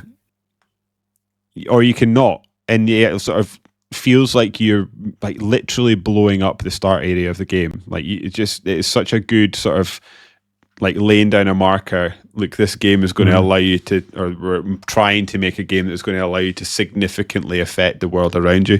And then like you move off, and is it Washington you go to? Is it like your first big city? And like you go in there, and you sort of come up against, like you sort of turn a corner, and like anywhere you go, there could be those big super mutants going around. And when you sort of encounter your first super mutant, they're like incredibly intimidating. They're hard, they're scary, they're aggressive. I struggled when I first got to that part of the game. I think I went there too early, like because I think one of your first missions is to go to that Capital Radio or whatever it's called, and find Three Dog. Yes. And I remember like probably going quite a short way. They're like cutting across somewhere to get to it as quickly as possible. Just getting absolutely fucking ruined. You find yourself in an area genuinely scared. Yeah. And it's just so fun. And then sort of again like stumbling across people like Three Dog. And I think I was listening to again a podcast today, and they were talking about things that Bethesda games do really well, and I am in agreement with this, and that the the main quest is designed in a way that it will sort of present you with the side quests that they want you to encounter, and it will sort of lead you through the world, and you'll sort of, it feels sort of authentic, but actually you're probably being led towards the side quests in a way that allows you to manufactured sort of organic. Yes, that's the perfect way to describe it. So then you can then like ping off in a different direction and go and explore different things. And yeah, the games are very, very good at that. And it's just a fun world. Exploration in Bethesda games is top. It's like top tier. Yes, the top tier. Absolute top tier. And then coming across different towns is always fun. I like the sort of alternate reality, seeing how people are like cobbling stuff together. So I think it's Fallout 3 where you come across a whole city that's inside a ship, right? And yes, I think there's Fallout 4 that you've got. It's obviously a different game, but Fallout 4 has got a whole town inside a baseball stadium, and then there's, and then like in Fallout 3 again, the religion that sprouts up around this megaton nuclear device, like bomb. They've built a whole town around an unexploded bomb, and there's people worshipping it and stuff like that. It's just and you get the different factions that you encounter. None of them are particularly nice. The vaults, vaults. The Gary vault is my favorite vault. And then the Gary vault, and it's just fun. Like it's another game. It's probably one of the first games that I can remember that had me reading collectibles and like found stuff, and I'd like read computer terminals to see what was happening and things like that. Yeah. I like that. I love that, and I love Fallout 3. Go on then, Alex. New Vegas. Where did your list have this? So I put it 4. Wow, okay. I put it above Batman. I mean, it has to be top 10, but I mean, open to discussion on where you would have put it within that. I think it's better than BioShock. Yeah, I agree. And this is the one where I'm struggling. I can see an argument where you're saying it's better than Batman. I'm struggling to see it better than Call of Duty Modern Warfare, which is weird. Are you really? Yeah, because Batman's better than Call of Duty Modern Warfare. This is going to be a thing we're going to struggle against with these lists. When we get to the last 10 and we've done 90 of them, we're going to be absolutely fucked. Going to be exhausted. Just put it somewhere.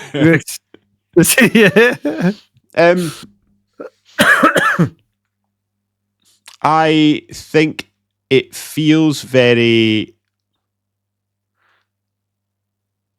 Yeah, okay, put it above Batman. I'm not, but you saying it's better than Batman is not upsetting me in the slightest. It's Call of Duty and Dishonored that I'm struggling with for some reason.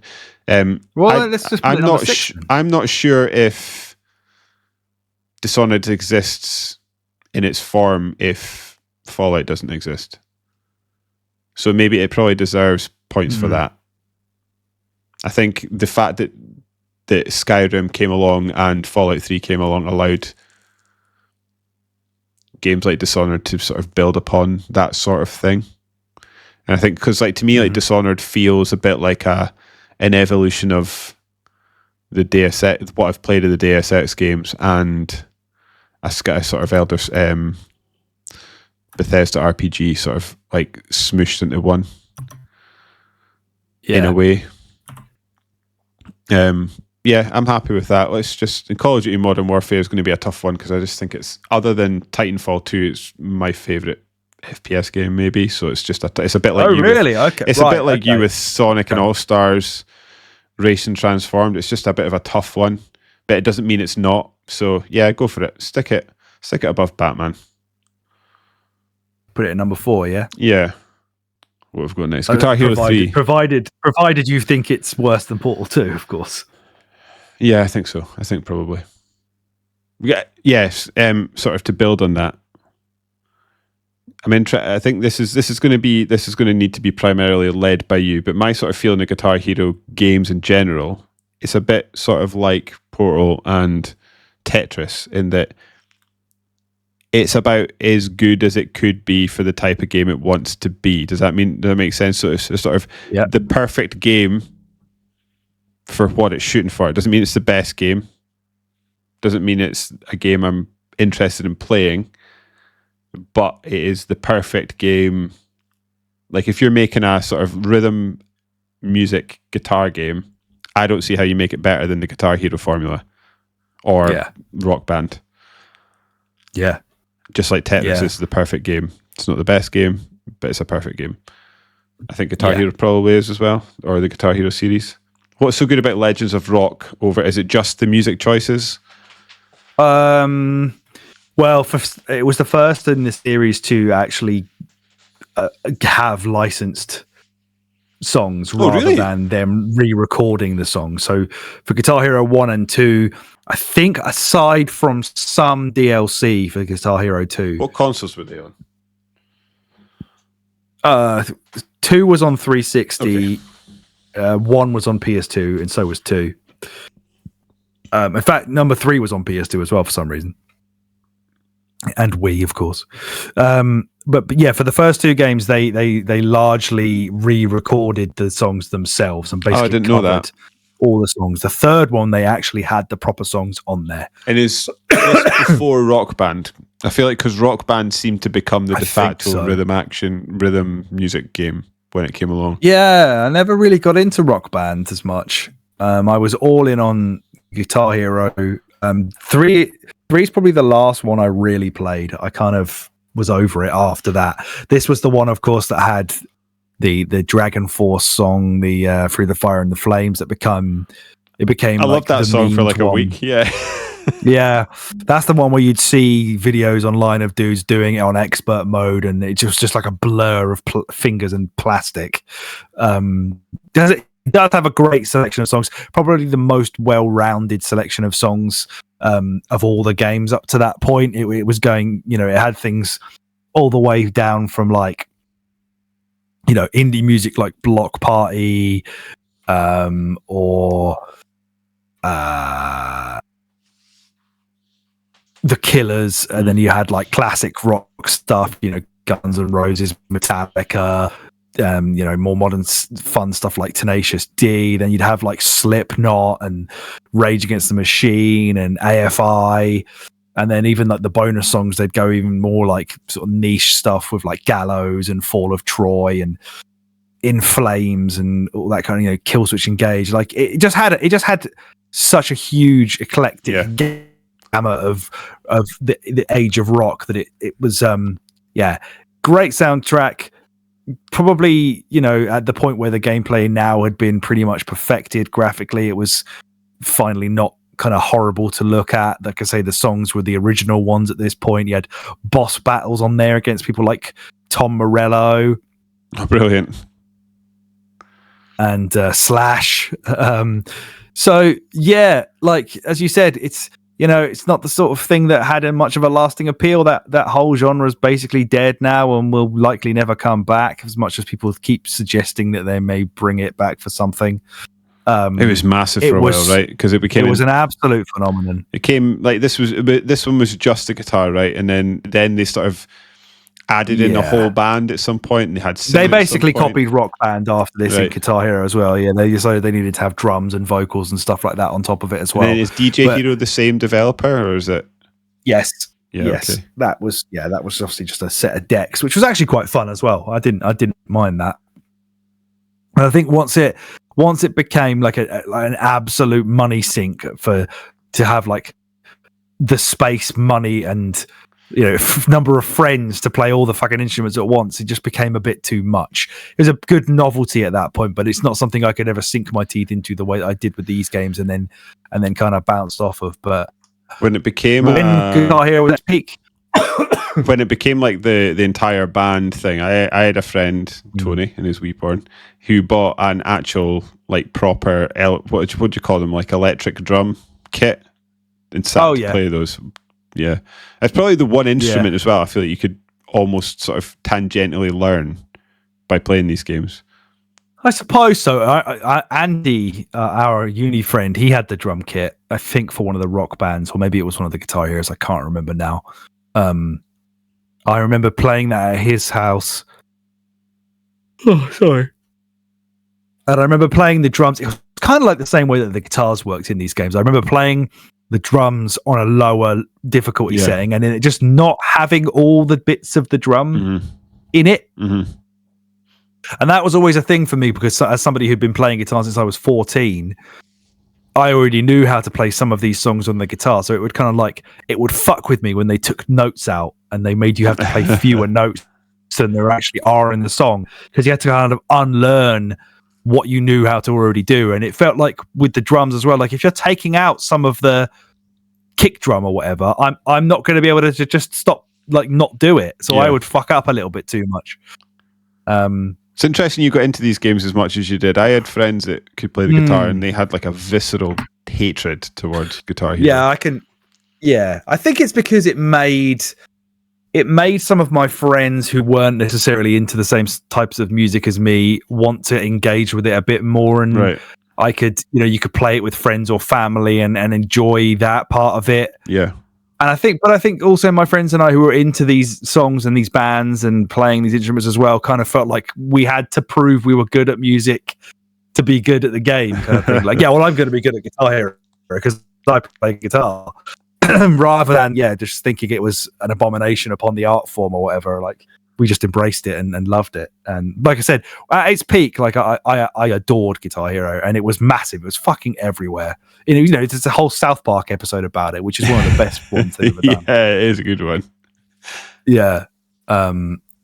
So, does it smash into the top 10? Absolutely not. No, but it's a very key part of the Xbox 360 generation. Oh, absolutely. Because it was everywhere. Yeah, that's a great point. It is.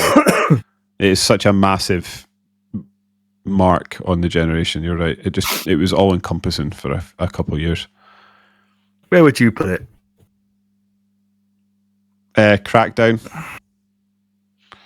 That's where it sits for me. But I have no particular love for this game, so I'm happy to be guided by you. Lower than Resi 5, yeah? Yeah. I had it lower than Resi 5, directly below Resi 5. So yeah, perfect. Exactly where I put it. Perfect.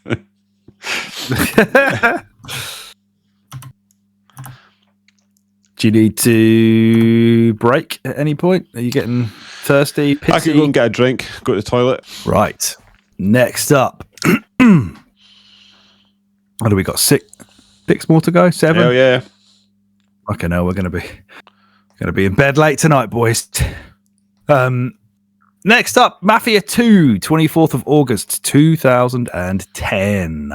A game that you and I will routinely say we love because it's, in inverted commas, open world, is not there to be played with and explored ad nauseum. It is there as a really immersive backdrop to a fantastic narrative experience. Yes, it is. And I remember this is one of the games that sort of it seems quite quaint by today's standards. It was probably by no means new, but I liked how this game, much like Dragon Age 2 that we haven't got on this list, mess with the time. So like it would go through the seasons. So you would like wake up and like you would get used to your house. It would become Christmas. It'd be snowing outside. You go outside and someone would like skid in the snow and crash, and you could have a conversation with them, and then just get on your little gangster way. This is Goodfellas, the game, right? That's essentially what this is.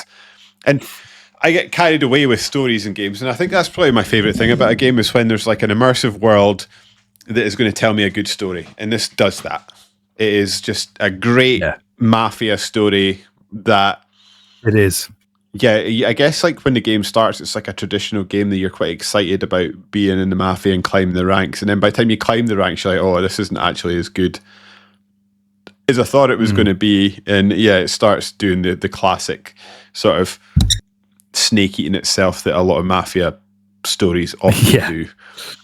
And it's just a very good one. So, and you're absolutely right about the open world. It's an open world that if you actually poke around in it and try and explore it, it's quite vapid and empty. Yeah, you can get some porn, but other than that, but it's a sort of thing that exists around you that if you sort of just play the main story, which feels like it should be a negative, but I actually see it as a positive. If you just sort of play the main story as intended, it feels like there's a city going on around you, and just do not poke at the sides too much. And it's a great old time. It's a great 8 out of 10 game.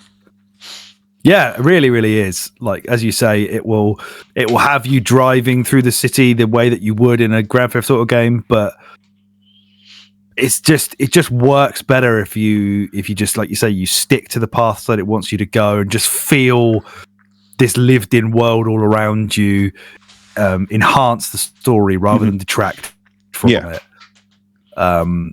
Brilliantly acted, like the two main characters that you really get attached to in this, like absolutely perfect, like archetypal mafioso guys kind of trying to climb the ranks, as you say.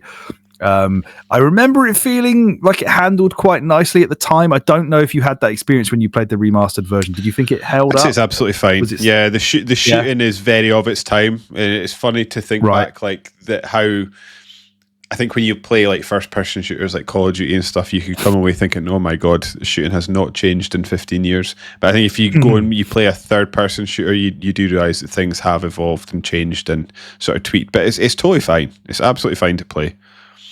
The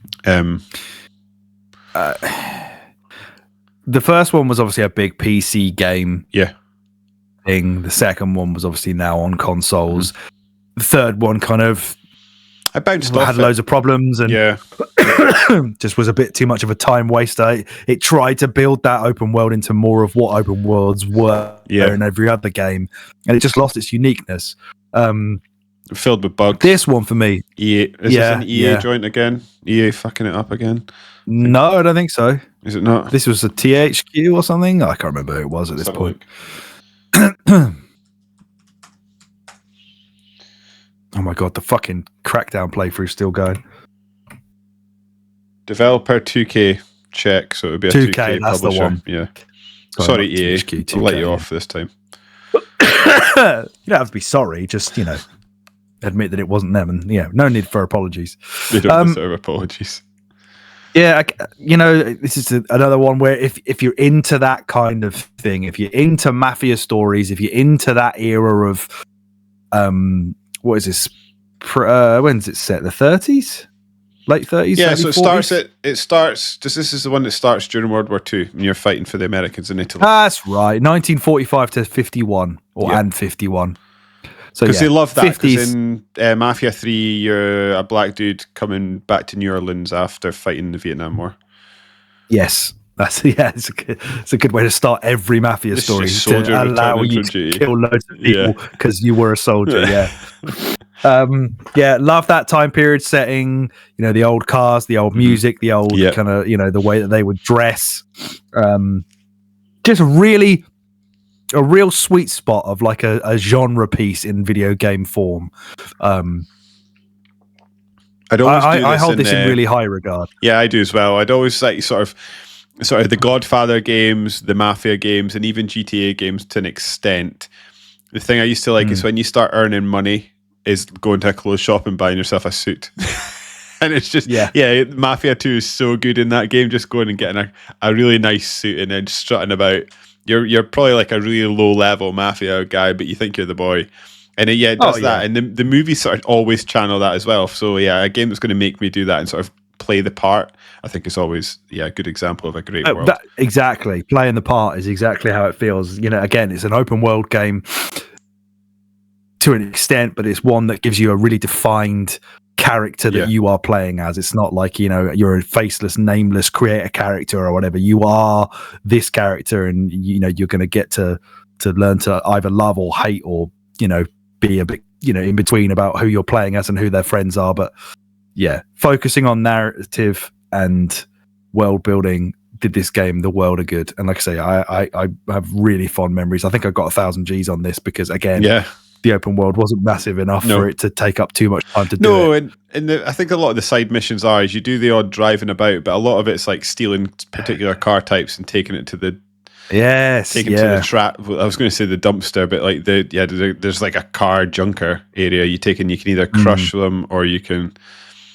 sell them and get some money for them. That seems to be a lot of the ones. And then you take that one back and say, oh, can you find me this one? And you're like, okay. And then that's the kind of stuff you'd wonder about. And then you just go to the story. But the story is how you come to this game. I'll get your car for you, mate. I've just got a few Playboys to go look for. Did they keep that in the remaster? Is that still in there? No, they took that out. I thought they did. I obviously enjoyed that at the time, being the young man that I was, but those ladies in those pictures were probably long dead. It's no, oh, definitely, or certainly they won't look as good as they did in the pictures. They, yeah, exactly.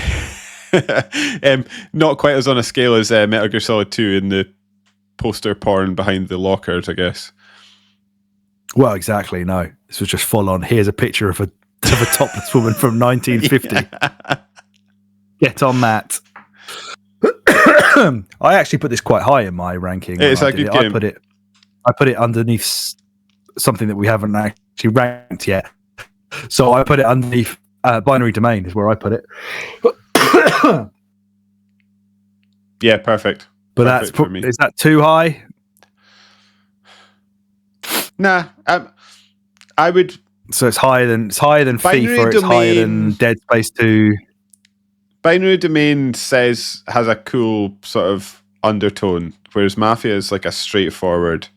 But then it's a straightforward sort of gangster story. But then also Binary Domain, from a gameplay perspective, is a fairly straightforward Japanese take on a Gears of War game.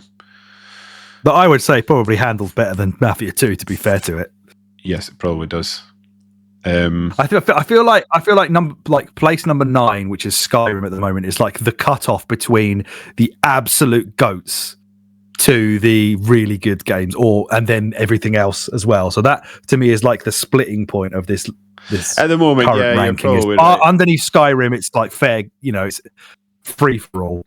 Yes, Skyrim's where we start getting serious. Yeah, exactly.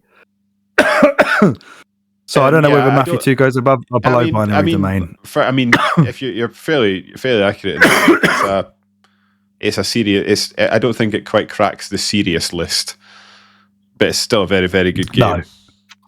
Yeah. To be quite honest with you, Binary Domain in Mafia 2 sort of tickles similar itches to me, in that it's just a fun, interesting story with passable gameplay that goes along with it. Obviously, shooting for different things. Like Binary Domain's, like I say, a Gears clone, whereas Mafia 2 is sort of a Grand Theft Auto light. But it's the story that I come for those. So I can interchange those two. If you had said to me, I want it at 11, and you said you want it at 10, yeah, I'm fine with either of those. To be honest, I don't mind. I think maybe we'll put it at 10. As much as I enjoy Binary Domain, I think there's a goofiness about that game that Mafia obviously takes itself very seriously, but therefore I think it kind of it lingers longer in terms of like the emotional beats that it hits and making me feel like this is really grabbing me right now. There's some story moments and some set pieces and stuff in Mafia 2 are just like, this is so good, whereas Binary Domain, I'm just kind of hammering through it like, this is great, I'm having such a great fun time, this is so stupid and fun, whereas there's not really many standout moments in Binary Domain, not compared to not really. Mafia. The thing I don't know though. The thing that sticks with me in Binary Domain is just sort of playing about like what constitutes life, and that there's some robots that don't know they're robots. Yeah, true. Things like that is really cool. And the goofiness, again, this is a David bias, but like goofiness, I just sort of attribute to all Japanese games. Like I just think there's a goofiness to most of them. So then ones by that studio. The ending of Mafia 2 sticks with me, where you're sort of in the separate cars and you sort of go in different directions, and your mate's off to go and get shot in the head, and you get to live because you were a friend. Your guy like got your back, and just the way the wheels come off in that game. Again, it's like a sort of rags to riches to rags story, which I quite enjoy. Yes, let's stick it. Get it in at 10. But yeah, I do think, like if we were to sort of present this list to other people, I think like Mafia 2, which we are doing. Mafia 2 is a game that you and I took a particular shine to that I don't think the larger gaming public perhaps had on the same level. Probably the same for Binary Domain, though, to be fair. Yeah, true. That's very true. Mass Effect is next. It's more of a universally liked game, I think. Again, that is sort of got a dirty stain of EA on it, but this was before EA bought them, so take that for what you will. This was story-wise, November 20th of November 2007. This is one of the better stories in the series, I think. I think it's probably the second best Mass Effect game. I agree. maybe the best story. Can't decide on that, actually. Maybe I think, best story as well. Certainly laid the groundwork for 2 to happen, when 2 to me is the masterpiece. Yes. 1 is the sort of, I love you. Yes, I always just think of the word progenitor as an Alex word, but yeah, it sort of lays the groundwork to allow Mass Effect 2 to happen. But it's still an excellent game. But it's got this, like we spoke about with Dragon Age, it's got its PC roots very much. Yeah, it's on the show, right? Yeah, I haven't played the remastered one of this. We're obviously not ranking that anyway. But there is a big leap in gameplay quality from Mass Effect 1 to Mass Effect 2. Even like, I think you can like. Sorry. I was going to say even. I've lost my train of thought. Go on. Your character design and your character upgrade trees are like OG PC confusing levels, and I think you can sort of almost sort of walk yourself into problems for later in the game. But if you don't upgrade your character properly, I do sort of remember there's like who are the enemies in Mass Effect again? The Reapers? The Reapers. Oh my god. There's a bit at the end of that game where you're sort of a race against time in your stupid space buggy driving down a hill. Yes, yeah. And there's a tension in that game that I remember having that I don't remember having with many other games. I was absolutely captivated by that story. Probably not as much as I was Mass Effect 2, because I remember like having to make a decision in Mass Effect 2 and had to pause the game, save it, and then go to work so that I could think about what decision I wanted to make, because I just didn't know what to do. Yeah. There was never really any moments by that. But again, like it felt, again, it was done better in Mass Effect 2, and by today's standards, it's probably quite quaint. But it was the first game I can really remember having almost an emotional attachment to the characters on your ship, and sort of finishing a mission and then working your way around the whole ship, speaking to everybody, getting to know them, developing that relationship with them and stuff like that is something that was completely new to me in a game. And for that reason, it just sort of absolutely swept me up. Yeah. And it was, it's pretty cliche to say it now, but it was like, one of the best Star Wars games ever made, right? Absolutely. Because these guys had a Star Wars pedigree, and it was telling a sort of space opera sort of narrative with all those elements of sci-fi that Star Wars had kind of made famous. I think, as we've said, the story in it, the initial characters that it gives you there, this one built a great narrative around Shepard and his kind of place within the overall story. And humans, there, whereas the second one as well. Yeah, because you become the first ever. What is forgetting now? I was going to call him a Reaper, but he's the first ever like basically secret agent guy. That's a human. And Saren is an amazing bad guy. Because he starts off on your side. I don't think they topped that. No. Yeah. But whereas the second one, that weaved this excellent narrative around building a crew, and you just built these individual relationships with so many different characters that all came together at the end. It gave it more of like a personable feel to it, whereas this first one probably had more of like a epic kind of story beats, twists and turns. The first one was kind of more of a straightforward narrative, but it was more around interpersonal relationships as you go along. It's just the way that this game feels and plays that probably drops it low down, or eventually lower down in the list, because it just cannot drag it through. I remember it was over it must have been the second one when it came. It was the second one. When the second one came out, I think you must have told me how good the story in the first one was, and you were obviously really excited for it. A couple of other guys when I worked at Blockbuster came in and said about it, and I remember seeing the reviews and thinking, well, I have to play the first one. And I felt like I was dragging myself through a game that didn't necessarily feel all that good at all to just get to the second one. And did you do it? Did you manage? Of course, I went all the way through to 3. I did the 1, 2, and 3, and I'm glad that I did. But that's the thing that's interesting. I'm not sure 2 has the impact. I couldn't go 1. Exactly.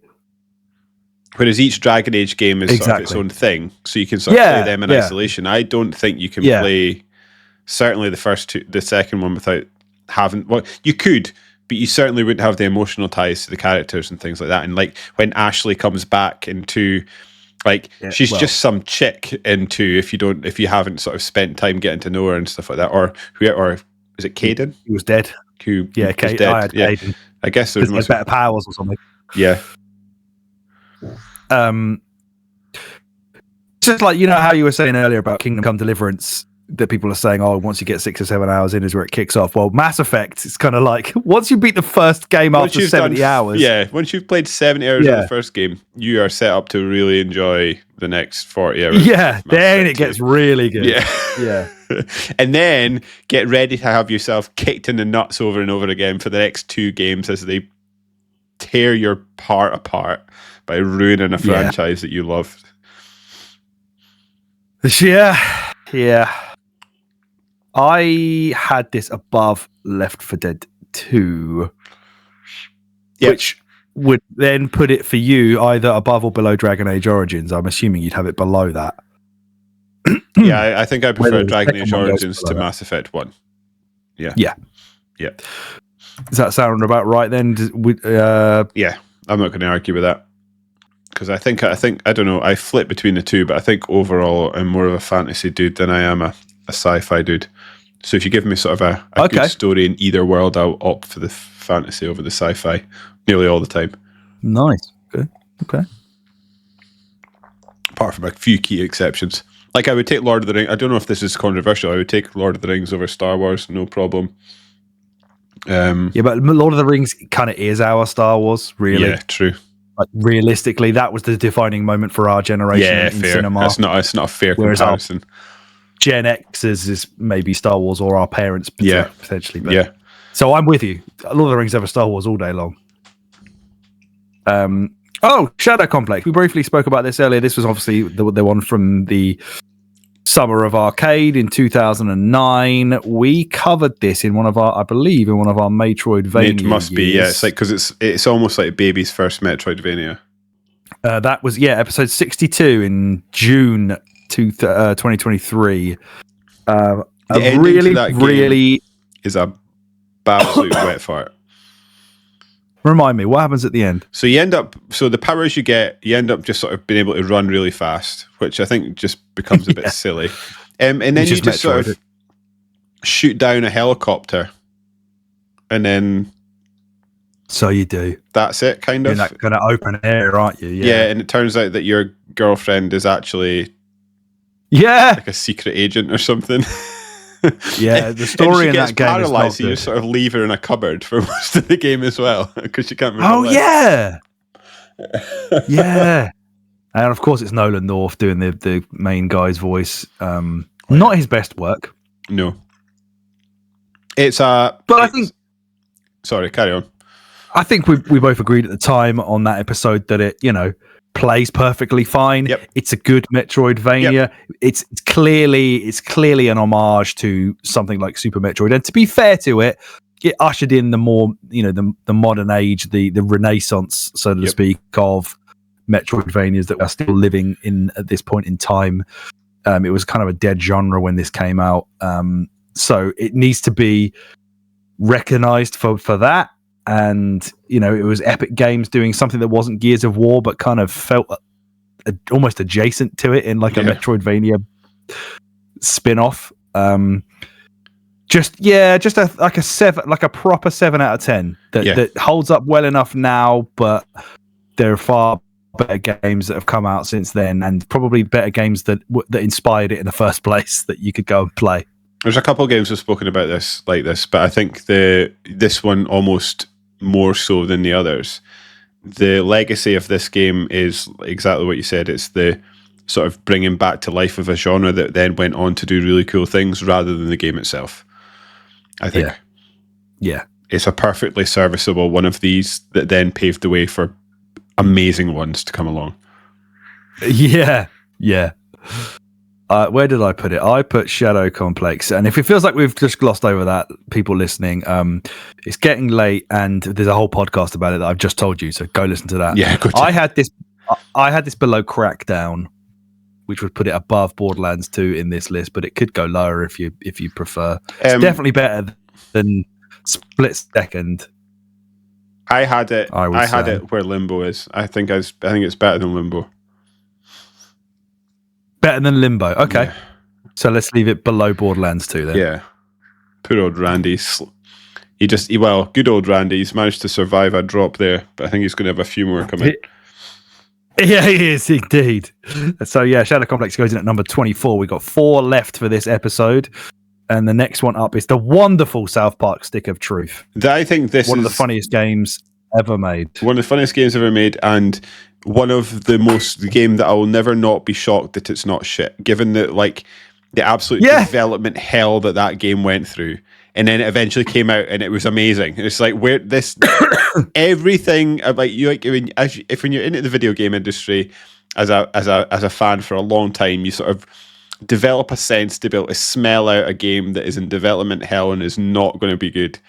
That was covered in that smell. I have no idea how it. Well, it was because THQ went bust, so they got bought by, was it Ubisoft? Did I make that up? Someone went bust and someone bought someone, and then basically Trey. Yeah, Ubisoft took over the. That's right. Trey Park and Matt Stone basically got a baby's first 101 how to develop a game, which seems to have saved the game because apparently it was getting held up by them because they were really involved in development, not really understanding about development, and so they basically sat them down in a meeting, went through stuff, and it sort of took shape from there. It's a great game. It's a short game. It's an easy game, but it's just like an interactive episode of South Park, right? That hits all the remember that nostalgia buttons. Yeah, exactly. Yeah. It's got like callbacks to things from South Park episodes. It's got all the characters in it. You can go across the entire town. As you said, the gameplay is straightforward enough, but actually engaging as well. It's like a pretty rudimentary turn-based RPG that doesn't really get too challenging. It provides enough of a challenge without getting in the way of progressing and seeing all the rest of the jokes and enjoying the story. And it doesn't shirk on the outrageous humor. I mean, unless you play it in fucking Europe on console where you get the censored stuff. I think that made me so angry at the time. I was fuming. For like we had of all people. We had a Brexit vote when that game came out. I'd have ditched the EU quicker than fucking they ditched that episode with Mohammed in when they got death threats. That's another thing that made me really angry because I was watching me too. I haven't during COVID, and I was like, "Why have you cut this? Why are you taking this out?" Yeah, but one of the best tie-in games ever made, like licensed games. Yeah, they don't really get closer to the source material than this. It was written by, voiced by, basically looks like it was animated by the dudes who do the show. Yeah, like it was spot on, absolutely spot on. It's if we're talking about the sort of 3 South Park games, including that one that came out subsequently, it's the best. It's the best of the trilogy by far. Oh yeah, easy. Fractured Butthole was fine. It was fine. They sort of layered too much on it. There was a simplicity stick of truth that Fractured Butthole didn't have. And then let's not talk about the 3D one, the Snow Day one. Yeah, which Kelsey says is absolutely fine. So, okay. He says it's okay. Okay, but yeah, this one had everything. It was genuinely really, really funny. Yes, and also like it clearly wants. You could tell that Trey and Matt were into video games as well.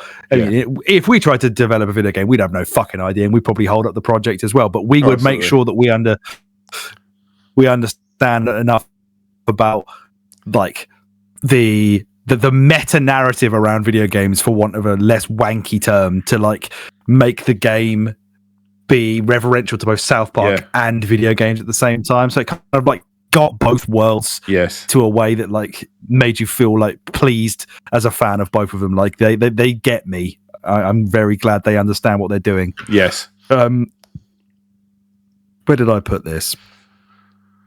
I put it below Binary Domain is where I had it. So it would be 12 effectively. Yeah, fine with that. Yeah. Yep. Okay, that was easy. It's been very easy tonight. Yeah, I feel like you're. I don't know. You're letting me get away with too much. No, I'm sort of, when we're talking, what I've got is I'm picturing a range where I think it should be, and if it's within that range, I'm happy with that.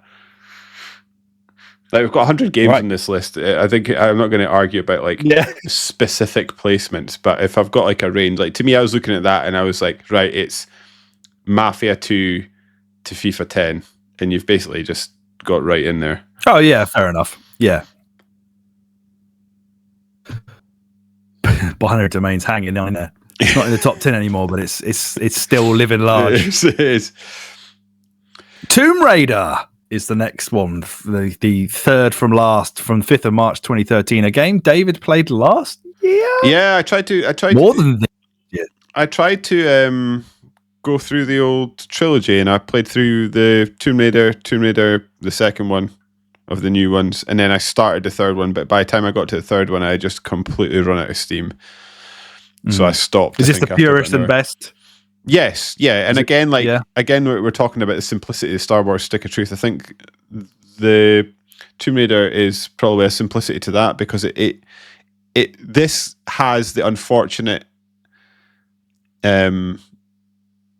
affliction of coming along at the time where, like, Ubisoft people were really into it at the time, where like peak everything had to be open world, everything had to be map vomit, there had to be collectibles everywhere. Like, it came along sort of peak that. It's sort of like tail end of like Uncharted success, so it's sort of a Uncharted light, not quite as good, but of that ilk. Uncharted, let me remind you, that doesn't have any of those things in it. Yeah, typically. Exactly, yeah. I didn't stop Tomb Raider for the later games. No, it didn't. Yeah, and then they just started there. By the time like 2 came along, it had a ridiculous amount of collectibles. Like, I'm a bit of a mark for collectibles, to be honest. And if I like a game, I will complete a game and then go back through and mop up collectibles. And if you have so many collectibles in your game that I'm looking at thinking I am not even going to bother trying, that you've made a mistake. Done fucked up. Yeah, yeah, you have. Because I remember I started off in Tomb Raider, the second one, try to collect it, and I went around an area and was honestly in this like small area for about 2 hours, like walking around collecting collectibles, and I just had a moment, I was like, what am I doing?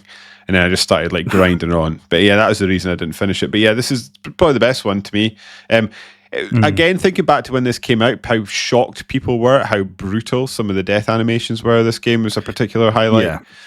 Traversing around the game, I think like it was an illusionary open world game, when you actually sat and think about it, it felt open world, but it was actually like small open world sections to open world sections. And if you actually thought about it, it's a game that's just a long corridor, really. Oh, if you looked at if you zoomed out and looked at the map, it is just a line. Yeah. It is, which is fine. Yeah, which is absolutely fine, because they stuck some tombs in there for you to go and raid. The tombs were when good. They wanted to make it more open and puzzly. Yes. Yeah, it sort of like went back to its roots, and the tombs became puzzles, like puzzle areas that you could bypass if you wanted, or if you wanted to engage with them. Those were really, really good. And then the other bit was great action. It's definitely a Uncharted, not Uncharted game. Like they've looked at the Uncharted games and tried to sort of emulate that, which I think is interesting in itself, because like obviously the whole thing is I don't know why I find it so interesting, but obviously like Tomb Raider was the OG, but Tomb Raider was just sort of riffing on Indiana Jones, but in a 90s fashion, because you just take Indiana Jones, stick a woman in it with big boobs, and give her a gun and the odd dinosaur. Fight some dinosaurs, yeah.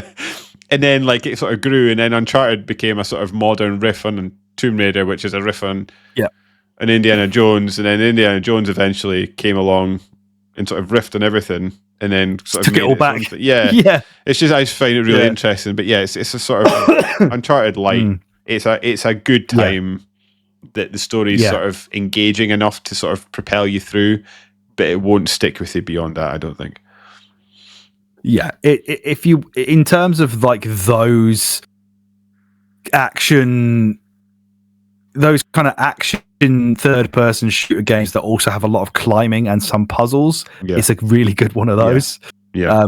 This is probably even more into the ludonarrative dissonance than Uncharted was, in terms of like Lara, the first time she kills somebody, she's like crying effectively, because this is like the origin story, wasn't it? It was like her like 19 or whatever, and she kills someone and she can't believe, she's almost like throwing up and disgust at what she's just done, and then it just goes on to murder like 5,000 people by the end of the game. I do think another thing it does is sort of like, it's one thing I always find interesting about Uncharted is Uncharted would present as sort of a normal, grounded world, and then at the end of the game it would just be like, here's some magic, and then just absolutely unleash you with it. This game is sort of from the ground. Indiana Jones does that too. Lara Croft just sort of leans into it. It sort of has its extraterrestrials. It's not an alien. What's the word I'm looking for, Alex? Save me. Dinosaurs. What? It's got its ghosts and magic and stuff like that, but it just sort of leans into it, and it's just like, we're more spiritual stuff. Yeah, we're going all in on this, and you just come along for the ride. Yeah, which is fine. I kind of like that. It doesn't sort of hide itself. It's just what it is, which I can kind of get on with. But this tried to ground itself by being really, really gritty and, as you said, like violent in terms of how she would perish. She's getting like stabbed through the abdomen and drowning a lot, and really good, like a real shot in the arm for the series that they probably ran too hard with too quickly. Like they just started pumping these fucking games out and trying to cram more into them, and they bloated them too much, and they filled the market with too many of them when they shouldn't have done. Unfortunately, also it's kind of killed it off again at this point. Well, unfortunately, also, as much as I hate to admit it, they tied it to the Xbox One at some point when the Xbox One came out as a sort of timed exclusive, which meant that a whole, like, most people just sort of, it fell off people's radar entirely. So it didn't sell. It didn't sort of. It was held back by a console that it was stuck to, unfortunately. And then it came out on PS4, as you say, and then people had given up caring. Yeah, exactly. Because Uncharted 4 was probably out or something. Exactly. Yeah. I had this below Dead Space 2, but above Mass Effect. I don't know if that actually represents where we currently are in the charts here. Yeah, I would have this game below Resi 5. Okay. All right. I think it's good, but not great. Worse than Resi 5? Okay. I think it's worse than Resi 5.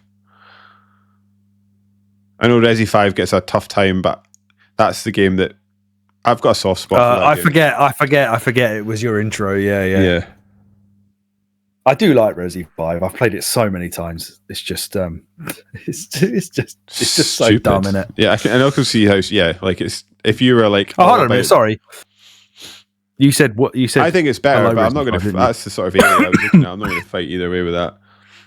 Right, the penultimate game tonight. Trials Evolution. I think this is one of the ultimate arcade games. Like, it is just such a great, like, I think we've probably spoken about this over the years in games, but you can pick up, you immediately know what you're going to do, but it takes a lot of time to master. Does that make sense? Oh, it really does. Like, I would obsess over this thing. I would probably grind my thumbs into dust against the controller, just desperately trying to. When those levels got super hard by the end, and one of your mates had a better score than you, like, you had some real personal rivalries on this game. Probably you were one of them. Like, which is probably peak when I was at uni. You were on my the rankings lists. All my housemates were on the lists. People I went to like secondary school with. People I had worked in part-time jobs before uni. Like, I had just a list of all these people in my life, and I was just like at odds with everybody on there. Like, to be top of your friends list on one of the tracks was just glorious. And what a simplistic idea of just, it's like a motocross game, but the obstacles are fucking insane. And the first game obviously is pure, it's brilliant. It was a big hit. I just think the second one took everything the first one had. The levels were more inventive. It looked better. There was more of it. I was just, like I say, I was just utterly obsessed with this game. I could play this right now, and it would still feel brilliant. It would still be good because the physics, they just fucking nailed it. I actually wish they would keep going with these games because I've got a bit of a soft spot for it's another Ubisoft game, and I'm blanking. I was hoping it was Danger, Trackmania. Oh, Trackmania! I absolutely love the Trackmania game, and it's sort of that sort of ilk in that like there's a lot of user generated content, and you sort of I like the idea that if it were Trackmania itself, i.e. like you sort of log in, you pick a world, and there's like loads of people playing that track, and you sort of try and beat times for like a certain amount of time, and then you get a winner, whoever's got the fastest time, and then you move on to the next one. I would love it if they sort of Trackmania the Trials series. Because it's just such a great game. Like you're right. Like pick it up, easy to master. It's addictive. Trying to figure it in places, it can become almost a puzzle game where you're trying to figure out how to get past specific difficult parts of the game, and then like trying to beat your friend's time just gives it that sort of injection of crack that any game like this needs. It's funny to look at pictures of this game now because there's got a bit of a sort of what's that game engines? It looks a bit like it's like a Unity game. Like if this popped up on Steam, that's what you're going to say. Yeah, I could see it because it's like there's a simplicity to it, but I think that almost works in its favor. Yeah, it's a great game. And it's a great game as well that also had a really good sense of humor to it. Like at the end of every level, your rider would just perish in some horrendous way every single time. Like no matter what happens, when you get to the end of the level, he is going to fall off that bike and die in some brutal way. Did this have the modes I got really addicted to with my friends? Was the sort of multiplayer. I want to call it the party mode. So the way I just treated the levels much like the levels, but then there was like end modes, where it was like longest jump, climb the highest up a hill, or there was like those were the modes that really got me. There was a skiing one, right? That might have been in the first one. They may have pulled it through to this as well, where you basically had to like blow the guy up, like explode him off of a ramp. See how big of a ski jump you could do. With, there was one where you're like in on a giant hamster ball or something. It's just so good. It's an excellent game. It's again, it sort of verges on being close to one of those games that has its target and just basically nails it and is the exact best type of game. Like I don't know how you would make this better, really, than what it is. Yeah, exactly. Yeah, I think they didn't work out how to improve it for the next one, which I think was Fusion, the one that was on like PS4 quite early on, where they started to add like different types of vehicle in there and stuff. Like it just wasn't it was still great fun, but it just wasn't quite as pure as the first. This is the one that they added racing in it, right? So you could play with your friends at the same time and race each other. Yeah. Those are fantastic. I remember, I think it was after our graduation, I had loads of people crashed at my house, and I remember waking up the next morning and trying to just go through user created content on like ridiculously hard tracks. Nice. And I remember one of the girls who'd stayed over was just fuming, like had no idea why I was trying to do this one thing for like an hour, just failing at the same spot over and over again. And everyone else was like, come on! And she was just like, what the fuck are boys? What are boys? This is stupid.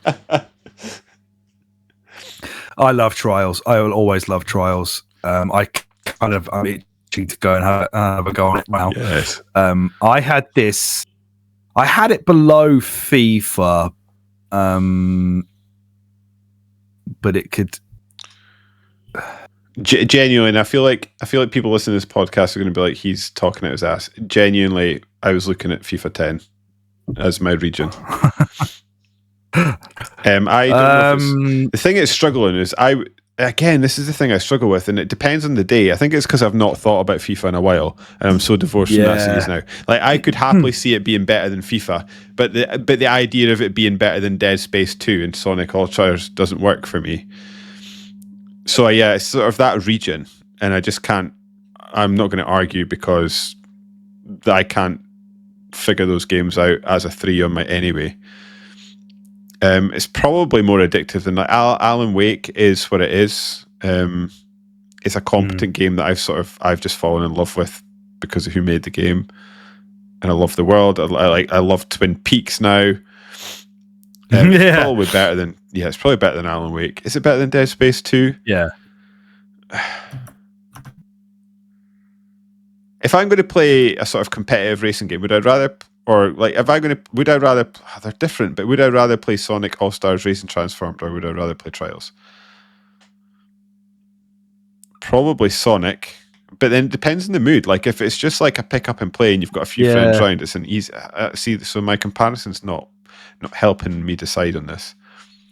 I remember I used to have my friend Chris come over and we would sit and play Trials all night long, taking it in turns, like to do a level, then right, your turn to do the level, see if you can beat my score, and we would just sit there for hours and hours and hours playing it. Like, I think this game is Sonic and All-Stars Racing Transformed is great. I just there are some elements to that game that are just, although I do love it, you can look at Mario Kart and be like, Mario Kart does kind of do that better. It's a little bit looser. It's a little bit, more raw than a Mario Unfortunately, Kart as time's gone on, Trials is just.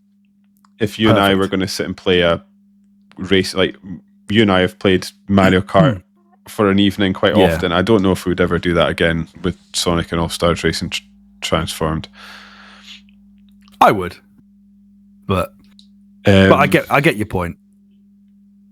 Yeah, I mean, like I said, I think Trials I like Trials a lot. I think it's probably more special a game to you than it is to me. I was looking at the FIFA 10 region, so I would say within that area, I'm happy with where you want to put it. That was sort of my ballpark where I was feeling it. Let's recognize that we played a lot of FIFA, but also fuck EA and put Trials above FIFA. Yes. Right like that. Let's do it. And we've got one more. Oh, this is another interesting game. We've spoken a lot about stories over the course. We've spoken a lot about stories in this game, and this was unlike anything that was about when this game came out. This was so unique at the time. This type of game became quite rote and quite by the numbers by the end of. Oh yeah, terrible sentence. But like by the time it all was said and done with these types of games, I don't know. I guess they're still around to an extent. Like the Dark Pictures anthology is sort of built upon this idea. Yeah. Until Dawn is probably built upon this idea. It's just sort of moved it on a bit. Whereas sort of this. My issue with The Walking Dead is that I can't divorce it from everything else that came after it to an extent. The story itself was amazing, and I don't think there's any other episodic game where I was actively waiting on the next episode of a game coming out so I could find out what happened. Agreed. I'm not sure the way it wrapped up the stories was particularly satisfying. I think the Clementine, what is your cat? Is it begin with an N? Clementine was who's Lee was the guy in the first. That sort of wrap up was affecting, but I'm not sure like the sort of Lee relationship with everyone else in the group particularly wrapped up in a satisfying way for me. Really, maybe it was just the way my story went though. I think I just fell out with the guy with the hat on, and then that was it. They were sort of closed off. Where I was going with that though. Well, that guy was a bit of a douchebag. Yeah. Though. Where I got distracted, Kenny or something? Kenny, that's it. Is because of the development schedule these games are on, the complete inability to sort of retrospectively fix bugs came along. So the same like save deleting bugs would exist from game to game to game. The same glitches would exist game to game to game because they just didn't have the time or the bandwidth because they were so busy churning out games to actually fix them. Just took on too many licenses. They ate themselves. But that's The Walking Dead itself was fantastic. It was sort of peak Walking Dead before I was sick of The Walking Dead. And it was it had the conviction and the guts to tell a story of The Walking Dead that had nothing to do with the Walking Dead story that already existed. Like it spun off an established license and told a story that was as good as anything that the original material had told by itself. I don't know how much. What's his name? The guy who wrote it, Cope, is it? No, that's the fucking Banjo-Kazooie guy. The guy that wrote The Walking Dead. Yeah, Robert Kirkman. Yeah, I knew it was Kirk something. Robert Kirkman. Yeah, that's it. Yeah. I don't know if he must have. Did he have some? He's probably on the credits because they always are. I'm not sure. He said he helped develop, but that could be like a. Gary Whitta was one of the writers, who I think has written the script for a Star Wars movie now. Let's have a look. Yeah, so Gary Whitta has moved on. He's written the Book of he wrote the script for the Book of Eli, Star Wars Rogue One, After Earth. Shit. He also used to be editor of PC Gamer. Yes. Co-wrote Prey. Oh right. Star Wars: The Last Jedi, wrote that book. The Joker 80th anniversary. Yeah, so it's a game it spurted its own genre, didn't it? It was quite an important game. Yeah. Ultimately, that sort of died a death, but I think it sort of let things move on and develop different things. And did it pave the way for the walking simulator? So do things like Gone Home exist in the same way if The Walking Dead didn't? When did Gone Home come out? I'm not sure. Have a look, but yeah, certainly brought back like the kind of graphic. Well, then, yeah. When did I say this was? Yeah, 2012. So yeah, maybe. I think it probably it showed there was an appetite for almost pure, like fully narrative focused video games. Mm-hmm. This was going, harkening back to like the old school graphic adventure, point and click kind of games. It just modernized that by having a contemporary license behind it and an episodic format that would then adapt itself episode by episode, and of course would then creak under its own weight of the decisions you'd made by the end, because the engine could never actually handle it. Going back and playing it now, it would probably feel disgusting, but at the time it was a revolution. Like it was as you said, unlike anything else. Yeah, with some character development and acting in it that was like real top tier. I've never enjoyed any of the subsequent Telltale games anywhere close to as much as I did this one. This was just the magic formula that I don't think they ever did a better one than this for all the dozens that they churned out. No, I'd agree with that. I like that. I think at some point I did go back and, this is a few years ago now, but I did go back and replay it. And I went back and did season 2 as well, which I sort of enjoyed retrospectively because I was just at the time I sort of did season 1, enjoyed it, and then was out, and I was happy with that. And I think you're right. Like story wise, it's fantastic. It's every bit as good as whatever was happening in The Walking Dead proper. It's better than the TV show, I think. Than the Walking Dead. Definitely.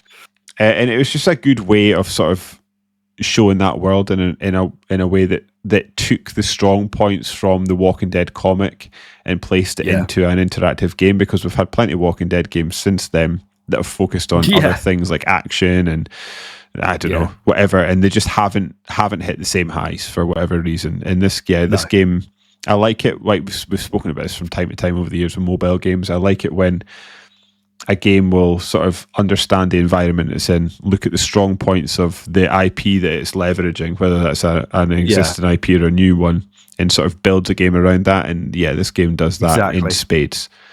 Exactly. The Walking Dead, although it is set in a zombie apocalypse, it is all about human relationships and tension and drama that arises from that, and heart-wrenching decisions. And this game had that as its MO. Like, you are going to make tough decisions and something bad will happen from your decision, whether you want it to or not. And the end of the game is going to suck as well. And it's that, as we, spoiler alert, your character is going to die at the end of the game. And you could, and I thought they delivered that perfectly. Yeah, they did. And it's the bit where Clementine ties Lee to the radiator so she can get away while he turns into a zombie was fucking brilliant. Absolutely brilliant. It's like heartbreaking. Also, that thing that The Walking Dead does, where it's like the slow creeping dread, where you're like, something's going to go wrong here. and you knew that, and you could sort of see it coming. Like I like it how I wasn't, and not necessarily zombies. Like sometimes it's this person's going to crack. Like this guy's going to fucking lose it in the next episode. Yeah, I mean, like what did you say the guy with the hat's name was again? I think his name was Kenny. I think you're ready. It was Kenny. It's the sort of thinking back now to the episodes. It's the sort of slow deteriorate in my gameplay anyway. It might have been different for other people's, but it's the slow deterioration of Kenny. So like, from episode to episode, it's like you've managed to get through this episode sort of in one piece, but you've sort of sacrificed aspects of Kenny or the relationship you've got with Kenny to the point that Kenny will remember that. Yeah, by the time the last episode came round, that relationship has just basically broken down. But like there was in my game, there was no other way around it. You just had to keep making decisions that would sort of get you to the next moment, but you knew ultimately we're going to come to a head in a negative way, which it just did a great job of sort of building that up. And like when Kenny's son gets killed, you can see his sort of slow, like you need him around for stuff and for help and as an extra body and stuff like that. But you can see like every episode, he's just that little bit more detached. Yes. And isn't he the one that finds out that Lee's been bitten as well? I think so. Is he the one who kind of exposes that? Yeah. Great game. It's sort of a time and place game as well, I think. Mm-hmm. But again, another example of a game that I don't know, less so than what was the other game we spoke about that sort of laid Shadow Complex that sort of laid the groundwork for more of those. I think it's less so that because it's a great game in its own right, but yeah, it very much sort of paved the way for other games to come along and build upon that. Mm-hmm. Okay, and I like Guitar Hero. This formula was massive. Yeah. Too massive for the people making it. Eventually. This is a difficult one for me to place. I had this number 10. Oh, above Mafia 2. Yeah. So yeah, this is what I was coming to, what I'm struggling with. From a gameplay perspective, it sits for me around Crackdown. But from a story perspective, it's probably a more cohesive story than everything except Dead Space, God of War, and Dishonored. BioShock probably as well. So, I mean, arguably, I was more invested in the story of Walking Dead than BioShock. The world of BioShock is one thing; the story is another. I mean, that has that with big you. twist. And again, like BioShock's one of those games that I think is more important to you than me. But I have cooled quite heavily on the BioShock universe as time has passed. I'm trying. So if you had it at 10, so I'm trying. In my head, I'm trying to compare how I feel about the story in Mafia 2 versus the story in The Walking Dead, which you have experienced more recently than me, to be fair. So you could be more of an authority on that. I mean, the Mafia. I come back to the Mafia 2. I dearly love, but it's just Goodfellas. Whereas The Walking Dead is its own thing, so I think it deserves credit for that. I'd rather I think The Stick of Truth is a great, fun game. It's probably more fun to play than The Walking Dead. Binary Domain's in this odd place. How the fuck do you compare Binary Domain? I know. I don't know what we're doing with that.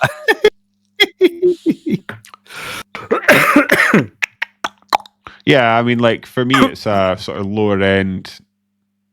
I'm struggling with the Binary Domain in there. What do I do with that? And how do you Trials Evolution? There's always one in these types of things. Mafia 2 is the one that, you're zooming in on. It's okay. It's a better story than Binary Domain. Let's move on from that.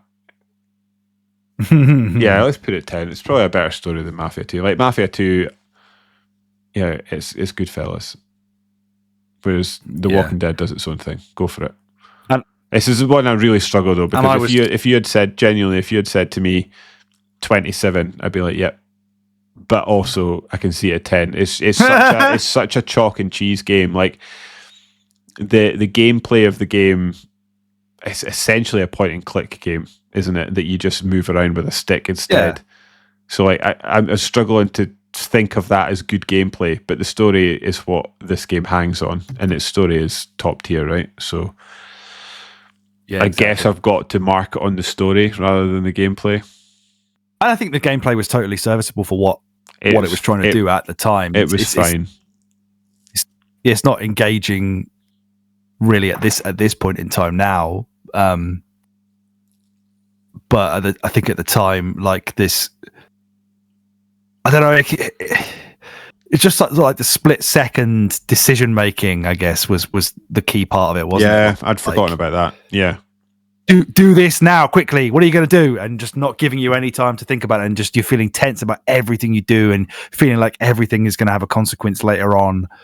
And all the while, like the acting and the writing and the characters is all so high quality that you care about every decision that you're making. Yeah. It wasn't like BioShock where it's, do you want to do the good thing or the bad thing? This was so much grayer than that. To me, it's like it's just one of the key texts of like, you know, this generation had like, you know, first person shooters and third person shooters and sports and fucking peripherals with plastic guitars, and then it had like the Telltale stuff. Like this, one of the key texts of this generation that I think is why I would put it like higher up because of that. Because it's, you know, this got Game of the Year awards across the board. Yeah, like, this was universally praised. You know, if you were to look at the Metacritic of it, I think off the top of my head, like Mafia 2 is going to be sitting like a Mafia 2 will be in the 77, and Walking Dead's going to be like 94 or something. Yeah, if you ask me to get my Metacritic shoes on, like, you know, like what does get ready for that draft Mafia 2 feel like? It feels like a 67 to me, whereas The Walking Dead's in the 9s. Like 88, 89.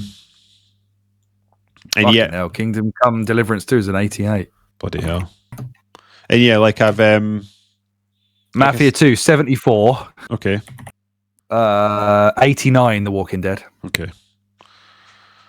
Yeah, and like I say, I am sort of getting hung up on what those games became. Like there was too many of them, too many licenses. Oh yeah, of course. They didn't fix the bugs, but that's not that game's fault. This was the first one, so I shouldn't be tarring it all with the same brush. It's just a shame what that game eventually became. But then we could probably say a lot of that about a lot of games in here. We could certainly say that about the Dead Space franchise, the FIFA franchise.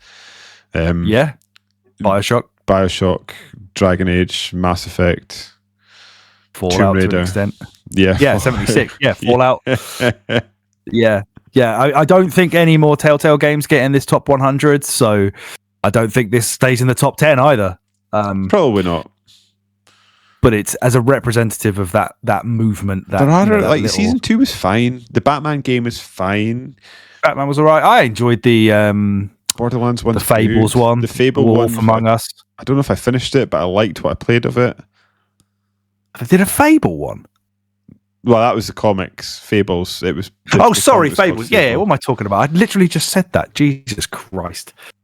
Getting tired, just forgetting what I'd said like 10 seconds before. It's a change for me.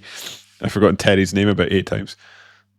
The Wolf Among Us. Yeah, I think that I played that one. I definitely played one of the Batman ones. I don't know if I actually finished it because it just ran like shit, and I was like, you know what, fix this or I'm out. There was also game-breaking bugs. It would just like delete your save sometimes. Imagine that, playing one of those games, getting all the way through to the end, it just deletes your save. Like, what else does that game got to offer me?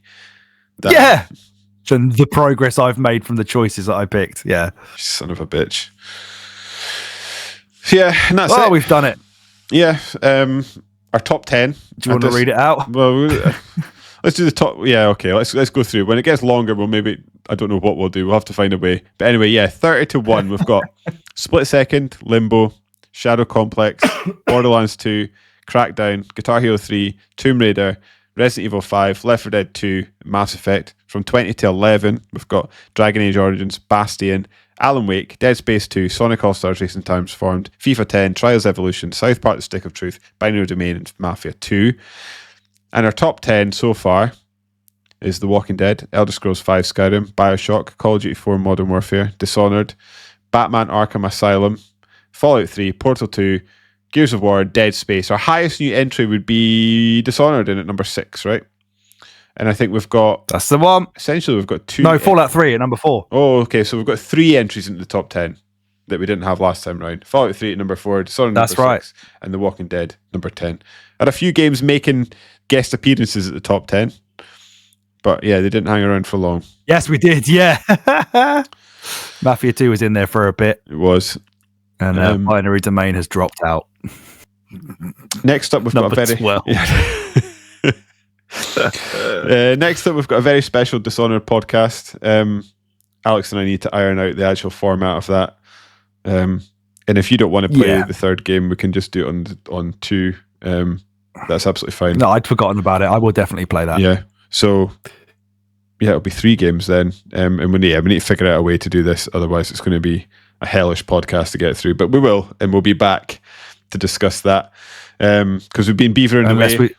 Where are you at Dishonored?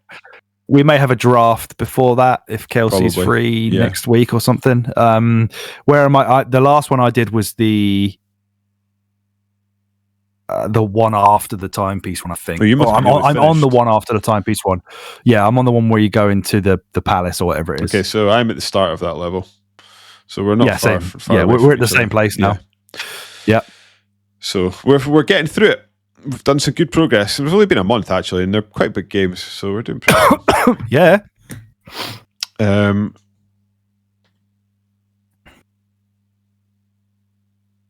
which I suppose, well, that brings us to the end of another episode of the Winners You Pod. No, wait a minute. I've missed out. Alex, have you got any housekeeping? No. No, okay. I've got my bed to go to. You've got his bed to go to. Well, do you? I do indeed, yes. No, I was saying, do you have any housekeeping? No housekeeping for me. And that brings us to the end of another episode. Or do it? Oh, no, fuck it. If I do, I'll do it next time. And that brings us to the end of another episode of the Winner Issue podcast. If you liked what you heard, and even if you didn't, why not give our numbers a bump by subscribing to us on your podcast feed of choice? Or if you prefer to consume our podcast in a visual format, you can head on over to YouTube and search for our Winners You podcast, where you can subscribe to our YouTube channel. If the podcast isn't enough for you, you can also follow us on Blue Sky at Winners You Pod, and you can even send us an email to tell us how wrong we are about our games opinions by writing to winnersupod@gmail.com. Alex has got Blue Sky, he's at Thrillix, and I'm over there at Super Smiley. And if you're one of the young ones, we've also got Twitter. Head over there and search for Winners You Pod if you so wish. And on that bombshell, I've been David, he has been Alex, and we have been A Winner Is You. And I'm out. Keep gaming.